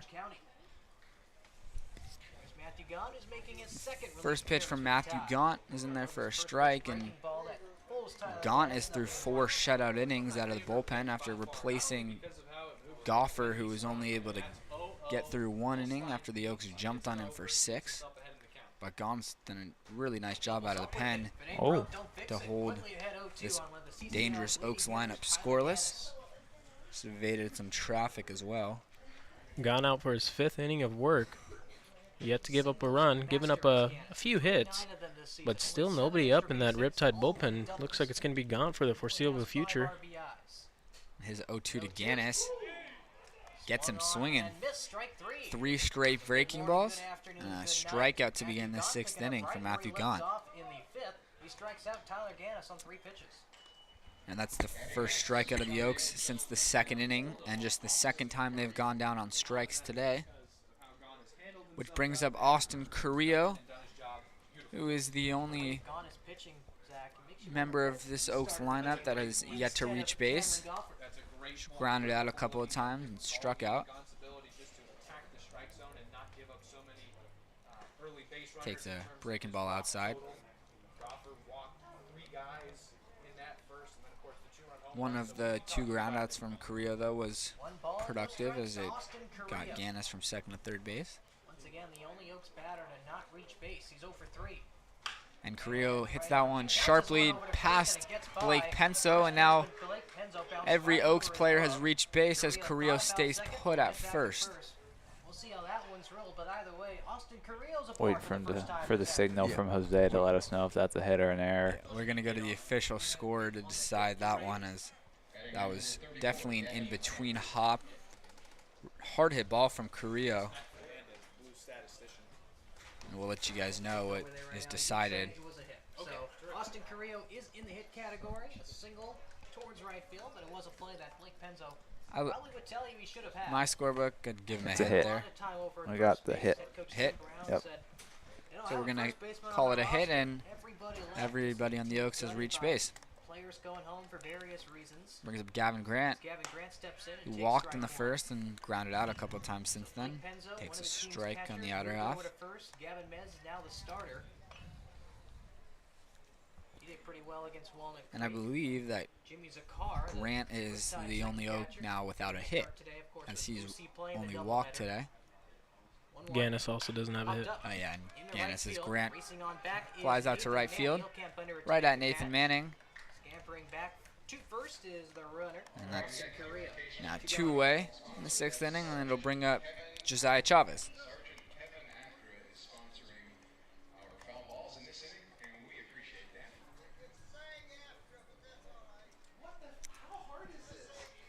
Chavez today is 2 for 3. A couple of runs driven in and a run scored. He grounded out in his last at bat, but he's really been seeing the ball well lately on every pitch and hitting a lot of baseballs hard. Takes a first pitch strike from Gaunt. Finally pulled the ball, but it was right to Anthony Angel Jr. Ground out to 2nd. Over in inning number 4. Gaunt's been very efficient in the last few innings. Throwing a lot of first pitch strikes. Another breaking ball. Getting some weak contact from the Oaks. One ball and 1 strike. Hasn't had to throw more than 15 pitches in either of the last 2 innings. This next one he throws will be his 10th of the 6th inning. As Chavez loops that one up to the left field line, it'll stay fair. Carrillo stays put at 2nd, and they try to throw back, and it gets into right field, so Carrillo will head to 3rd. And Josiah Chavez continues to stay hot at the plate. Just a sloppy play there from Soto. No need to really do that. Down 6. Yeah, Carrillo made a big turn, but it was a really tough play as you're throwing into Carrillo there.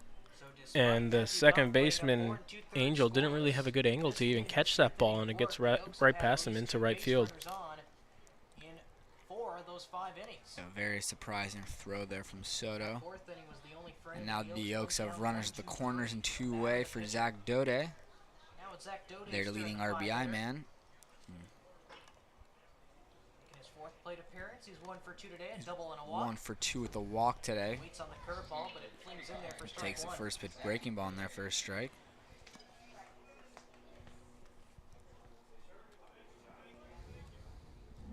Daudet at one point was challenging. See if they have Chavez run here.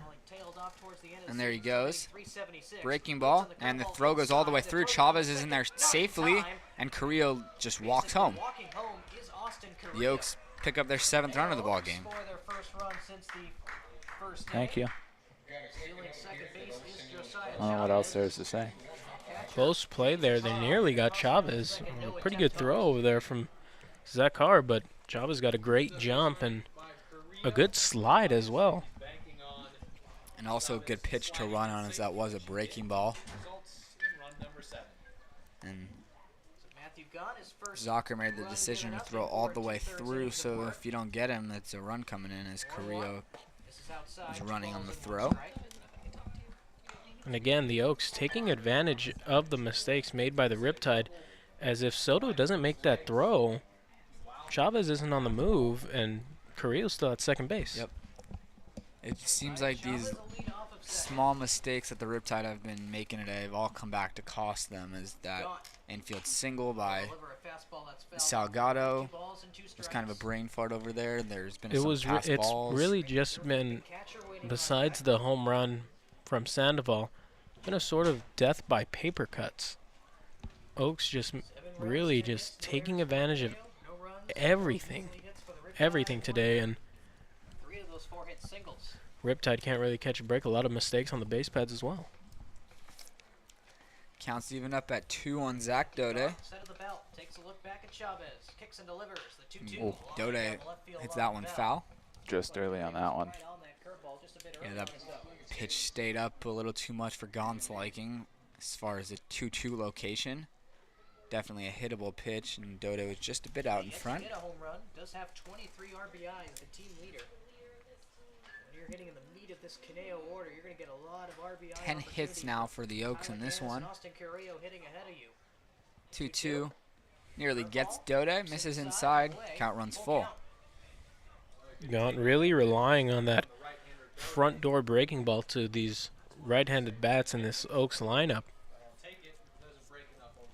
Been working most of the day for him, as he's only allowed 1 run. It is an unearned run as of now. Daudet hits that one to right field, right at Nathan Manning. And Gaunt's able to get through the 6th inning with just the 1 run coming in. And the Oaks have extended their lead out 7-0. We head to the final third of this ballgame. I'll pass over the mic to Sammy, and we'll bring you the final 3 innings after this.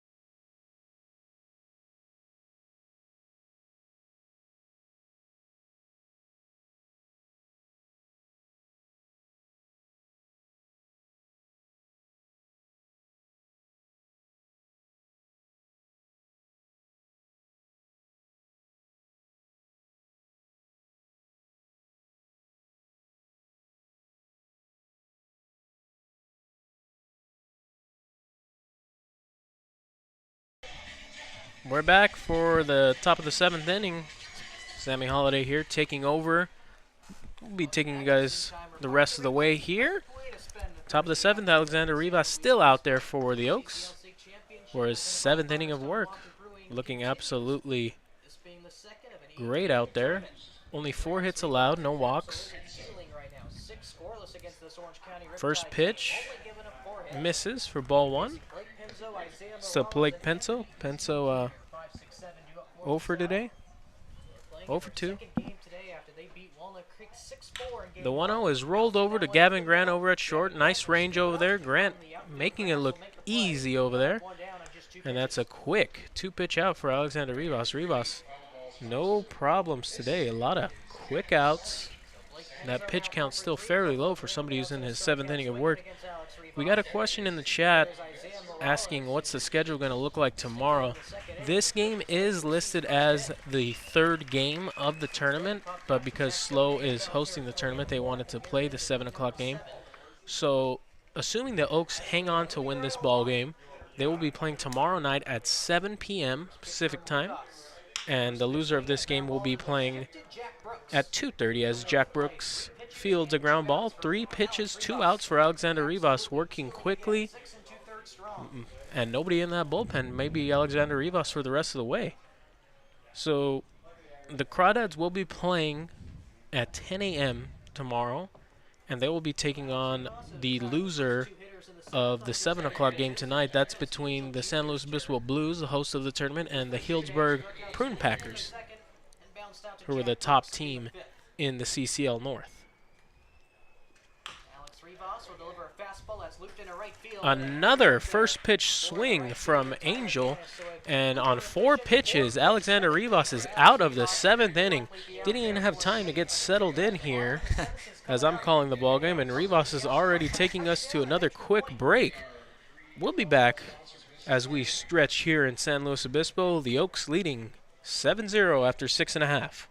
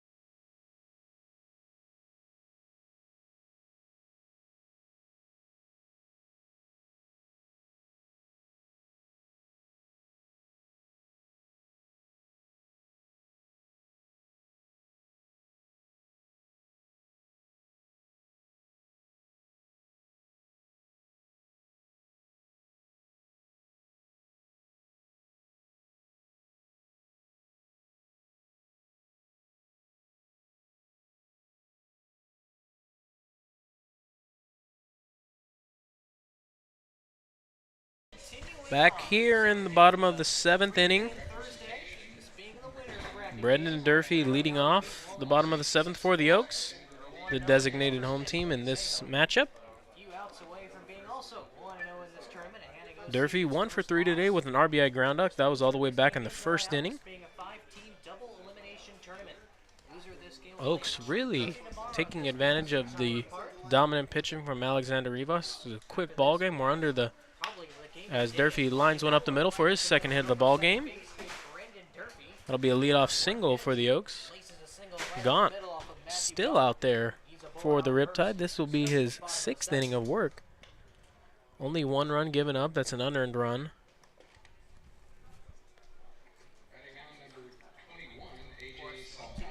And now the Riptide have Appreciate you, Lamar. Action down in the bullpen. Finally, some action down in the bullpen for the Riptide. It's going to be, looks like 47, Troy Maki. First pitch to AJ Salgado is in there for strike one. This has got to be Charlie. It's got to be Charlie. There's no way it's anybody else. It's got to be Charlie. As Salgado lines one into right field, that's right at Nathan Manning for out number one. Salgado just getting under that baseball. Could have been a little bit of some fireworks there. Could have been a 2-run bomb. I'm officially guessing that you're Charlie, Lamar. Flips his bat to Raul Sandoval, today's center fielder, who strides to the plate. Raul's got 2 of the 11 Conejo hits. Raul Sandoval. None bigger than that first inning. Raul Sandoval now up. Off a starter, Cameron Goffer. Home run back in the first that capped off the 6-run. That capped off the 6-run inning for the Oaks. Lamar, you're about to get banned in the chat, bud. We got to clean it up. We're going to have to lock in. It's Cam with his friends. I bet you it's Cam with his friends. Could be Cam. That ball gets away from Get Zakar. three, Get Durfee cruises into second base on the pass ball. Wild pitch. That's Sorry. probably Cam.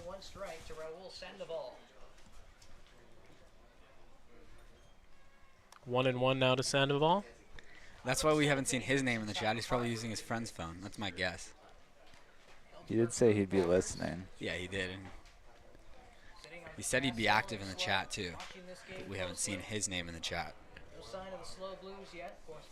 Can drive to Carpinteria, but can't make the trip up the slow. Oh, man. See how it is. 1-1 to Sandoval. Gaunt set at the belt. Looks over at Durfee at second. The pitch. In the dirt again. No problem there for Zakar. 2-1 now. Jack Brooks on deck. Ganus in the hole. Oaks really in control of this ball game. Have been since the first inning. 7-run ball game now. 7 runs on 11 hits. After exploding for 12 base knocks and 6 runs against the Walnut Creek Crawdads, there are no runs and 5 hits here. 2-1 count.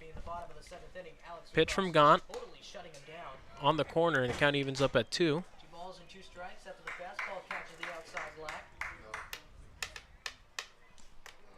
2 balls, 2 strikes to Raul Sandoval, who's 2 for 3 on the day, but he's hitting hard all That's who it is. Oh, man. Who? Tyler. Wacky. Oh. Full count now to Raul Sandoval. Young sicko mode. Brandon Durfee, the lead off of second. Killing me here, Tyler. You're killing me. We apologize, We wish you Tyler, well. for not guessing you. We wish you well, Tyler. We know you weren't able to make it. Yeah. Feeling a little bit under the weather today. The 3-2 pitch of Sandoval. Driven into left field again. If it's fair, it's gone. Hooking just foul. Raul Sandoval absolutely crushed that baseball. My goodness. Got into past the storage containers there. See Andrew Lucas? Yeah, way down there, he signaled that one was fair. Ball was absolutely crushed there. Could have been the second home run of the game for Raul Sandoval. We'll do the 3-2 again. Another payoff pitch from Gaunt. Sandoval goes the other way. It'll get out of play. Another foul ball into the Riptide bullpen. And we'll do another 3-2 pitch. 8 pitches this at bat. This will be the 8th pitch from Gaunt. Sandoval really working the ball. Really working this at bat well.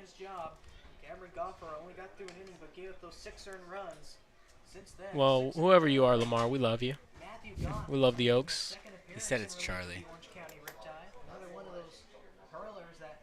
Said it like 4 innings ago that I thought it was Charlie. Yeah, Another yeah. 3-2 to Sandoval. Breaking ball.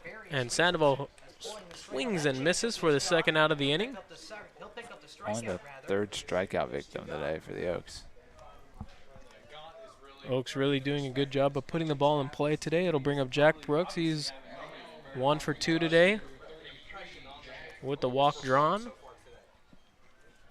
Noe Novea is, my apologies, is warming up in the bullpen right now for the Riptide.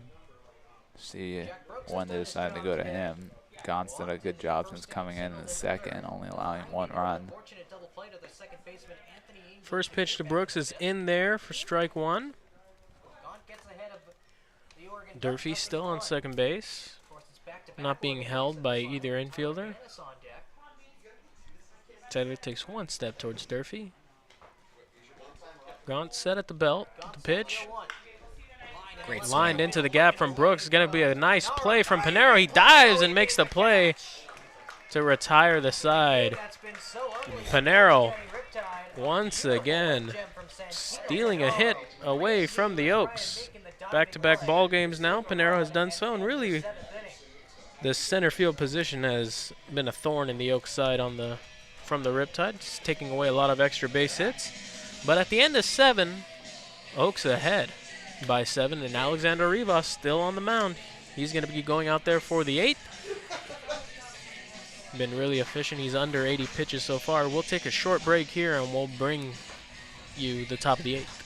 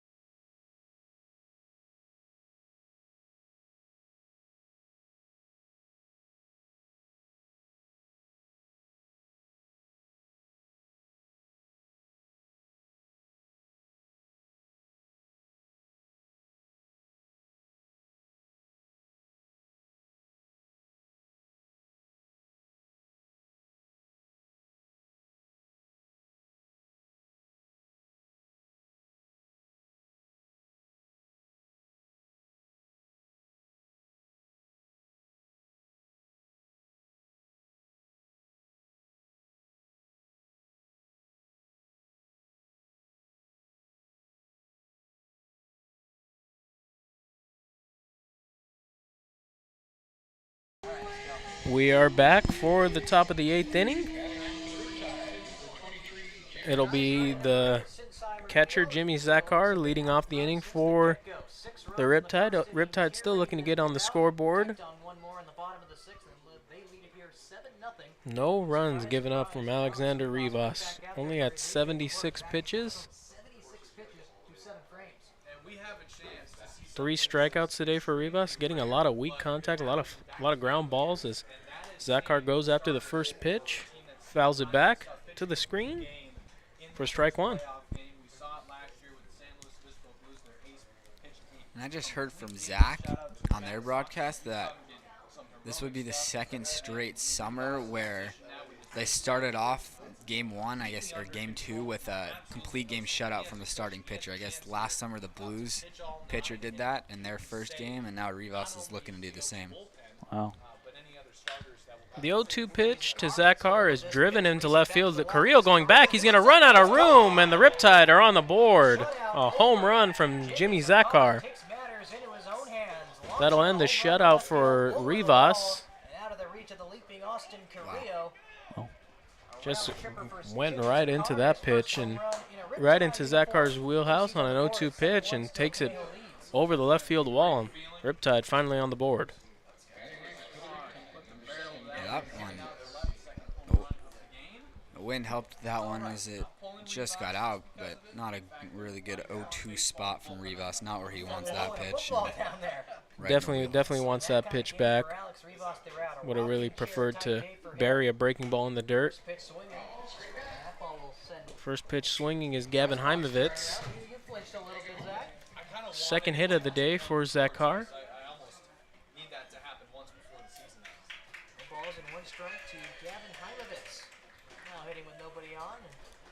Rivas out of the windup. The 0-1 to Heimovitz. Blooped into center field. Sandoval coming in, and he's there for out number 1.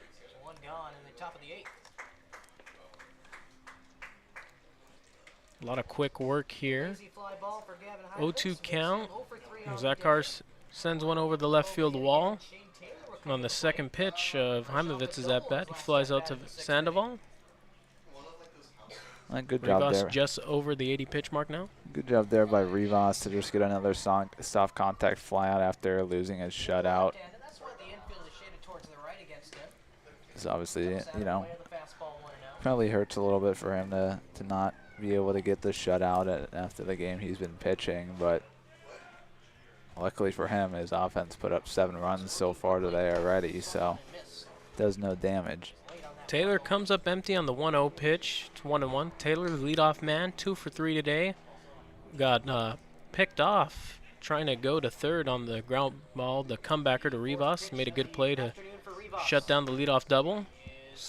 Throws a 1-1 fastball on the inside corner.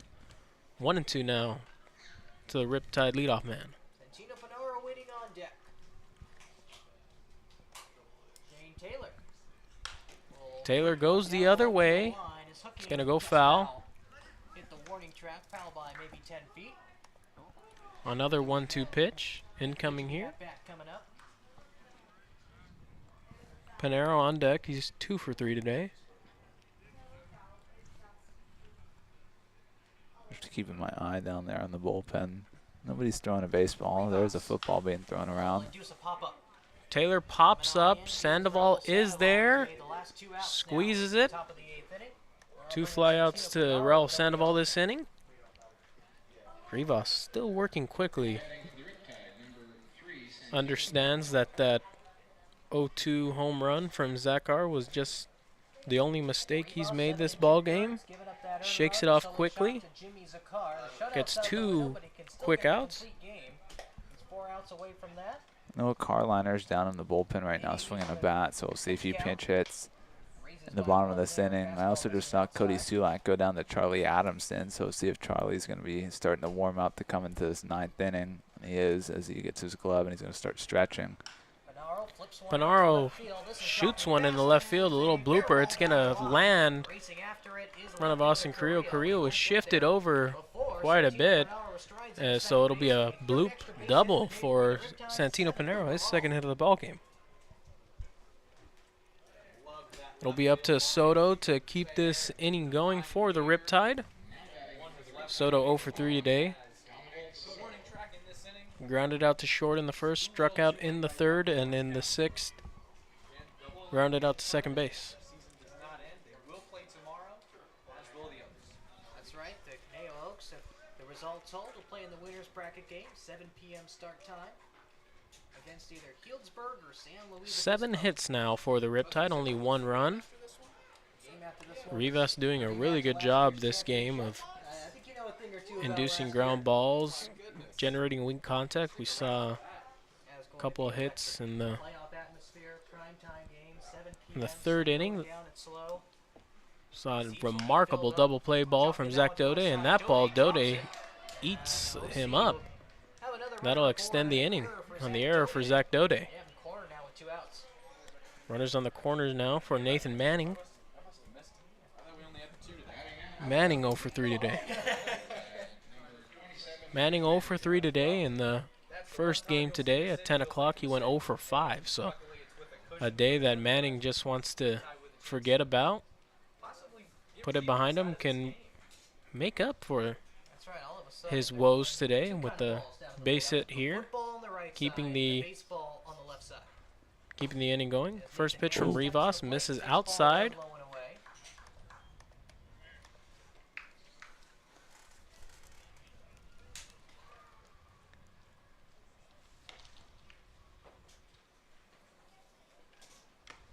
Two balls and no 2-0 strikes now. for this inning started Panero out on with Jimmy 3rd. Zakar, home run to left field. Second home run in this ball game. Soto on Austin- 1st. Raul Sandoval, rather. Getting that Manning at the round plate. tripper. The 2-0 to The Manning. 2-0. Cue shot up the third baseline foul. Foul ball, 2-1. Come on, Rivas. Gavin Heimovich flew out to the center fielder. Raul Sandoval. 91 Taylor did the pitches save. Then Panaro for Rivas doubled. right now, so Raul this Soto got aboard on a Zach is Daudet looking like error. it's going to As we be stand right now, it for runners in him, the corner as for the Charlie tie. Adamson is Even though tossing in the Oaks lead bullpen. by 6. And he can make this a little bit more interesting if he were to get on base and bring The it around. 2-1 from Rivas, rolled over. Nice play by Gavin Wow. Grant, and makes a strong throw over to the first baseman, AJ Salgado, to retire the side. A difficult play once again made looking easy by Gavin Grant. At the end of 7.5, 7-1 in favor of the Oaks. Rivas is getting hugs. Looks like he's done. It'll likely end the day for Rivas. We'll be right back for the bottom of the 8th.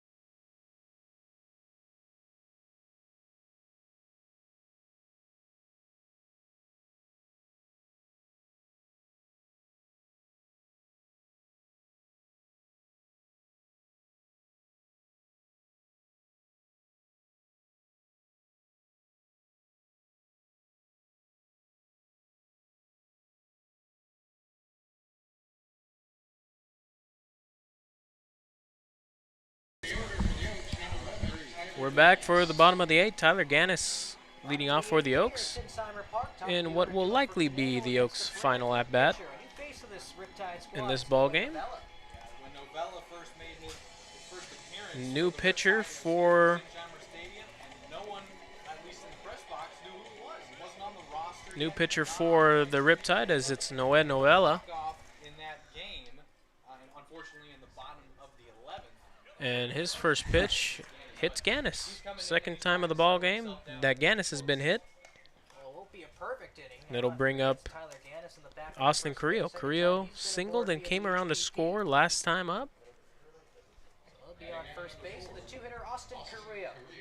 That gives Ganus the tie now for team lead in hit by pitches.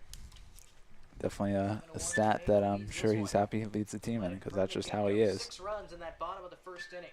Ganus, a guy that doesn't care how he gets on. He'll take it no matter what.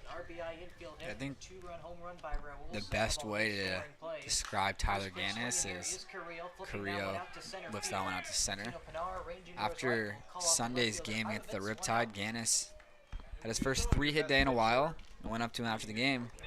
Let's go. He's like, yes, let's go. I'm like, 3-hit game for you. He's like, oh, yeah, good win. And I'm like, you had 3 hits. He's like, who cares? We won.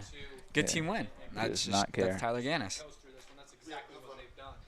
Just a team first guy. Ganus really has the same attitude, he's had the same attitude all summer, whether he was when he was hitting over 500. As he takes off and it gets away from Zakar really slow to that baseball. Ganus thought about going to third, but holds up at second. RBI opportunity now for his Oregon teammate, Gavin Grant. What a play Grant made to end top of this inning, too. Excellent play by Grant. Going to his backhand slide and coming up with a perfect throw. And those are the type of plays that ball gets away from Zakar again, and Ganus will head over to third. And we've really seen it all day. Zakar having trouble squeezing onto that baseball. A lot of passed balls today, a lot of wild pitches that probably could have been blocked, but just a lot of extra bases that the Oaks have been taking advantage of. Well, of course, a lot of that is due to the fact that Zakar isn't familiar with these pitchers. First time seeing a couple of these guys, and Goffer making his summer debut, Gaunt just his second outing, Novella just his third. So not a lot of familiarity between this Riptide pitching staff and Jimmy Zakar, the catcher. And Novella pitched against us on Sunday. Nobody knew who he was. Didn't have a name on the roster. The PA announcer didn't even know who he was. 6 of the 45 interns sitting next to us didn't know who he was. So him and Zakar have worked together since Zakar was behind the plate on Sunday. But glad we know who number 57 is now. 2-2 the count to Gavin Grant, the pitch. In the dirt again, eats up Zakar, and Ganus will come home to score easily, and that erases the home run from Zakar, and it's back to a 7-run ball game. 8-1 Oaks. And Austin, that outing from Novella was actually his second, but his first outing was here against the Blues, and he never got an out. He came in extras and gave a walk-off hit against the Blues. He was the one who gave up the walk-off. Yeah. Payoff pitch to Gavin Grant. It's over his head. Grant ducks out of the way, gets past the car again. And A little bit of command issues for Novella coming out of the pen. that was on Saturday? July 30th, Saturday, yeah. Yes, that walk-off hit was actually the clinching hit to make the Oaks the #1 seed. The Riptide only a game back of the Oaks going into Saturday. And the Oaks win on Saturday. The game here in slow between the Riptide and the Blues goes into extra innings. The Riptide take a lead in the 10th inning, and Blues tie it up with Matt Maloney on the mound for the Riptide. And then, as Josh mentioned, it was Novella who gave up the walk-off hit that clinched the Oaks the #1 seed. Grant's in motion, and he's out. Strong throw there from Zakar. Erases the walk that was Grant. We got a pinch hitter here at the plate. Josiah Chavez's day is done, and what a day it was. 3 for 4 with a couple of RBIs. There'll be Noah Carliner pinch hitting. Took a first pitch ball. And another ball. 2-0. Yeah, Chavez has just been unreal, lights out, whatever you want to call it, as of late. He's really turning the form, and we talked about it a few days ago. Chavez missed 2 weeks due to illness in the middle of the season, which when you're playing for so long and then you just go 2 weeks without playing, I think he took 2 or 3 games off even when he got back before he got into the lineup. And this last week and a half, he's been arguably the best bat on the Oaks and in the entire CCL.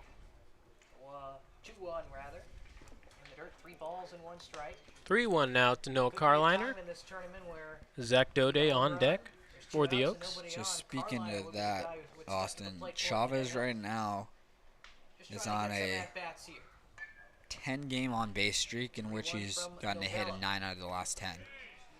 And in that span, he's raised his average from 163 to, before today, 260. So it'll probably be about 280. Over 100 points in a 2-week span. A full count now to Carliner. The pitch in the dirt. Thought we were already at 3-2, but my apologies. It's now 3-2. I thought we had the count right too. Everyone had 3-2. Our colleagues next to us also had it at 3-2. So an extra pitch. Full count again. It was like when Full Jordan count. Alvarez got 4 strikes the other An day. official 3-2 now. And Carliner comes up empty on that pitch, and that'll retire the side. So Novella gets out of the inning. Only 1 run allowed. It'll be the last chance for the Riptide. Oaks ahead 8-1. Looks like it's going to be Charlie Adamson to finish up the ball game for the Oaks. We'll take a short break here and bring you the rest of this ball game shortly.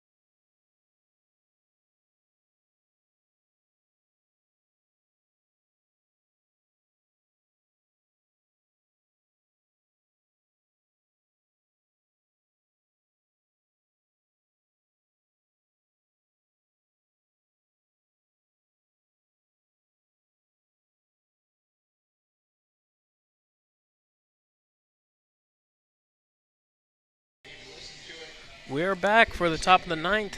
It's going to be Charlie Adamson on the mound. Defense remains the same for the Oaks. If you're just joining us, or if you joined us late, 6 runs in the first for the Oaks. Started off by the 2-run single from Josiah Chavez. That was followed by a RBI groundout from Brendan Durfee and an infield single with a runner on third from AJ Salgado, busting it out of the box with 2 outs. That kept the inning alive for Raul Sandoval to hit a 2-run home run to cap off the 6-run sixth. It was all zeros from then on out. Oaks picked up the run in the sixth, and then in the 8th, Alexander Rivas gave up his first run of the ball game. The Oaks just scored one back in the 8th. It's 8-1 now. 8 runs, 11 hits, 1 error for the Oaks. 1 run, 7 hits, 1 error for the Riptide. Yeah, 7 hits for the Riptide. They just haven't been able to string hits together. First pitch from Charlie Adamson is rolled over from Blake Penso. He grounds out to Zach Daudet. 1 pitch, 1 out for the newly entered Adamson. What a great outing, though, today for Alexander Rivas. Just the 1 run surrendered on the home run last inning. 7 hits, as we mentioned, 3 strikeouts, 8 innings, and this is the 8th start, 8th game of the summer for Alexander Rivas. In his 8 outings now, he's had a maximum of 1 walk. No walks today, 6 walks and 8 starts across the entire season for Alexander Rivas. That's ridiculous. In what, 40 innings now? Isaiah Morales in the dish now. 44 innings now. Takes a first pitch strike. I'd say 6 walks in 44 innings is pretty good. 1-1 now to Morales. Scoreless streak that was put together against the Blues and that same Saint squad. 20 2/3 innings. I think that's Nick Rinkover in the bullpen for the Oaks, just in case this inning gets a little away from Adamson. 1-1 to Morales. Oh. Misses low. 2-1. Yeah, Rinkover and Lucas are just lightly tossing in the pen, not even a catcher. Lucas, I doubt Lucas will be coming into this ball game. He's just playing a little catch. Yeah, Rinkover looks like he's more warming up. He's 2-2 now. Rinkover is doing side work. He's doing flat ground right now. Yeah, it's more Rinkover's struggled as of late and wants to just get a good feeling and wants to be able to be usable in the playoffs. And so he's just doing some work on his own over there. 2-2 from Adamson to Morales. Count runs full. On deck for the Riptide, Anthony Angel Jr. Adamson hoping that Angel's going to be the last batter he's facing today. The payoff pitch to Isaiah Morales. Popped up. Looks like it's going to go foul into the bullpen. Rinkover made an effort to go catch that ball. And we'll do another 3-2 count. 10, 2:30, and 7. The 10 and 2:30 games are the elimination games. Assuming the Oaks hold on to win this ball game, they'll be playing at 7 o'clock tomorrow night. The 3-2 from Adamson. Inside. This is inside, and he'll take the walk. So 1 out base runner for the Riptide, and that'll bring up Anthony Angel. A walk from Morales. That'll bring up Angel Jr.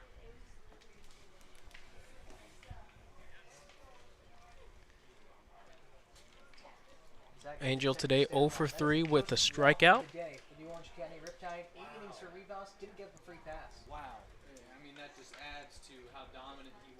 Austin mentioned that Rivas did not walk a batter. So that's the first walk today issued from the Oaks. For Alexander Rivas, unmistakable ace. 7 outings coming into this game. First pitch from Adamson in there for strike 1. 8 innings of 1-run ball. If Angel keeps this, Angel doesn't ground into a double play, it'll be the home run hitting Jimmy Zakar. Up next, he hit an 0-2 homer off of Rivas last inning. 1-1 now to Angel. Adamson a look over at Morales at first. Set at the belt. Pitch. Breaking ball misses up and inside. Misses. 2-1. Conejo Oaks offense flexing their muscles in the first, and that's really Been a all they quick needed. ball game here. Still not at the 2.5 hour mark. Oaks trying to get back to the hotel, get some dinner in their stomachs, and rest up for tomorrow's ball game. 2-2 count now as Angel fouls it off. Out of play over the Riptide dugout, over the bullpen, into the trees. Here up the first base side at Sinsheimer Park. Adamson's 2-2. Misses up and in. Count runs full again for the second batter in a row. Adamson still trying to get a good grip on that breaking ball.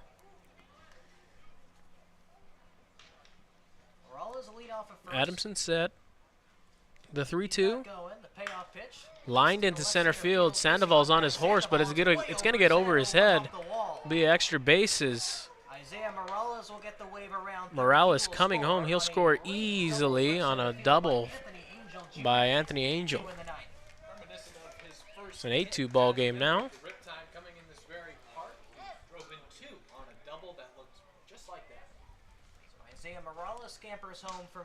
So the Riptide not going down without a fight. They put up a run here in the 9th. It's now Jimmy Zakar who hit a home run back in the 8th.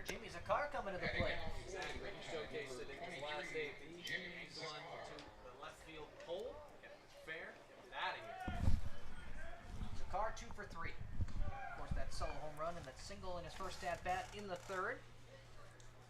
One more base runner for the Riptide, or 2 more, I'd say. If once gets to the top of the lineup, then we'd see Andrew Lucas start to throw for real down in the bullpen, but he's just in there lobbing it to the plate.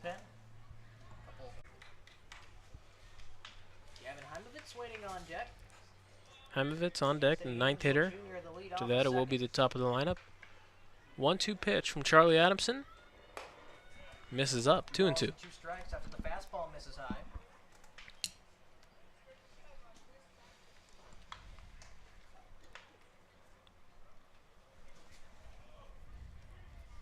Angel on second, not being held by either one of the middle infielders for the Oaks. Adamson set. The 2-2 to Zakar. Swung on and missed. And the Oaks are 1 out away. So first K of the day for the lengthy righty. And there's 2 gone. OC down to its Adamson generates a lot of strikeouts. That's his first strikeout of his outing. And it'll be up to Gavin Heimovitz to keep this ball game going for the Riptide.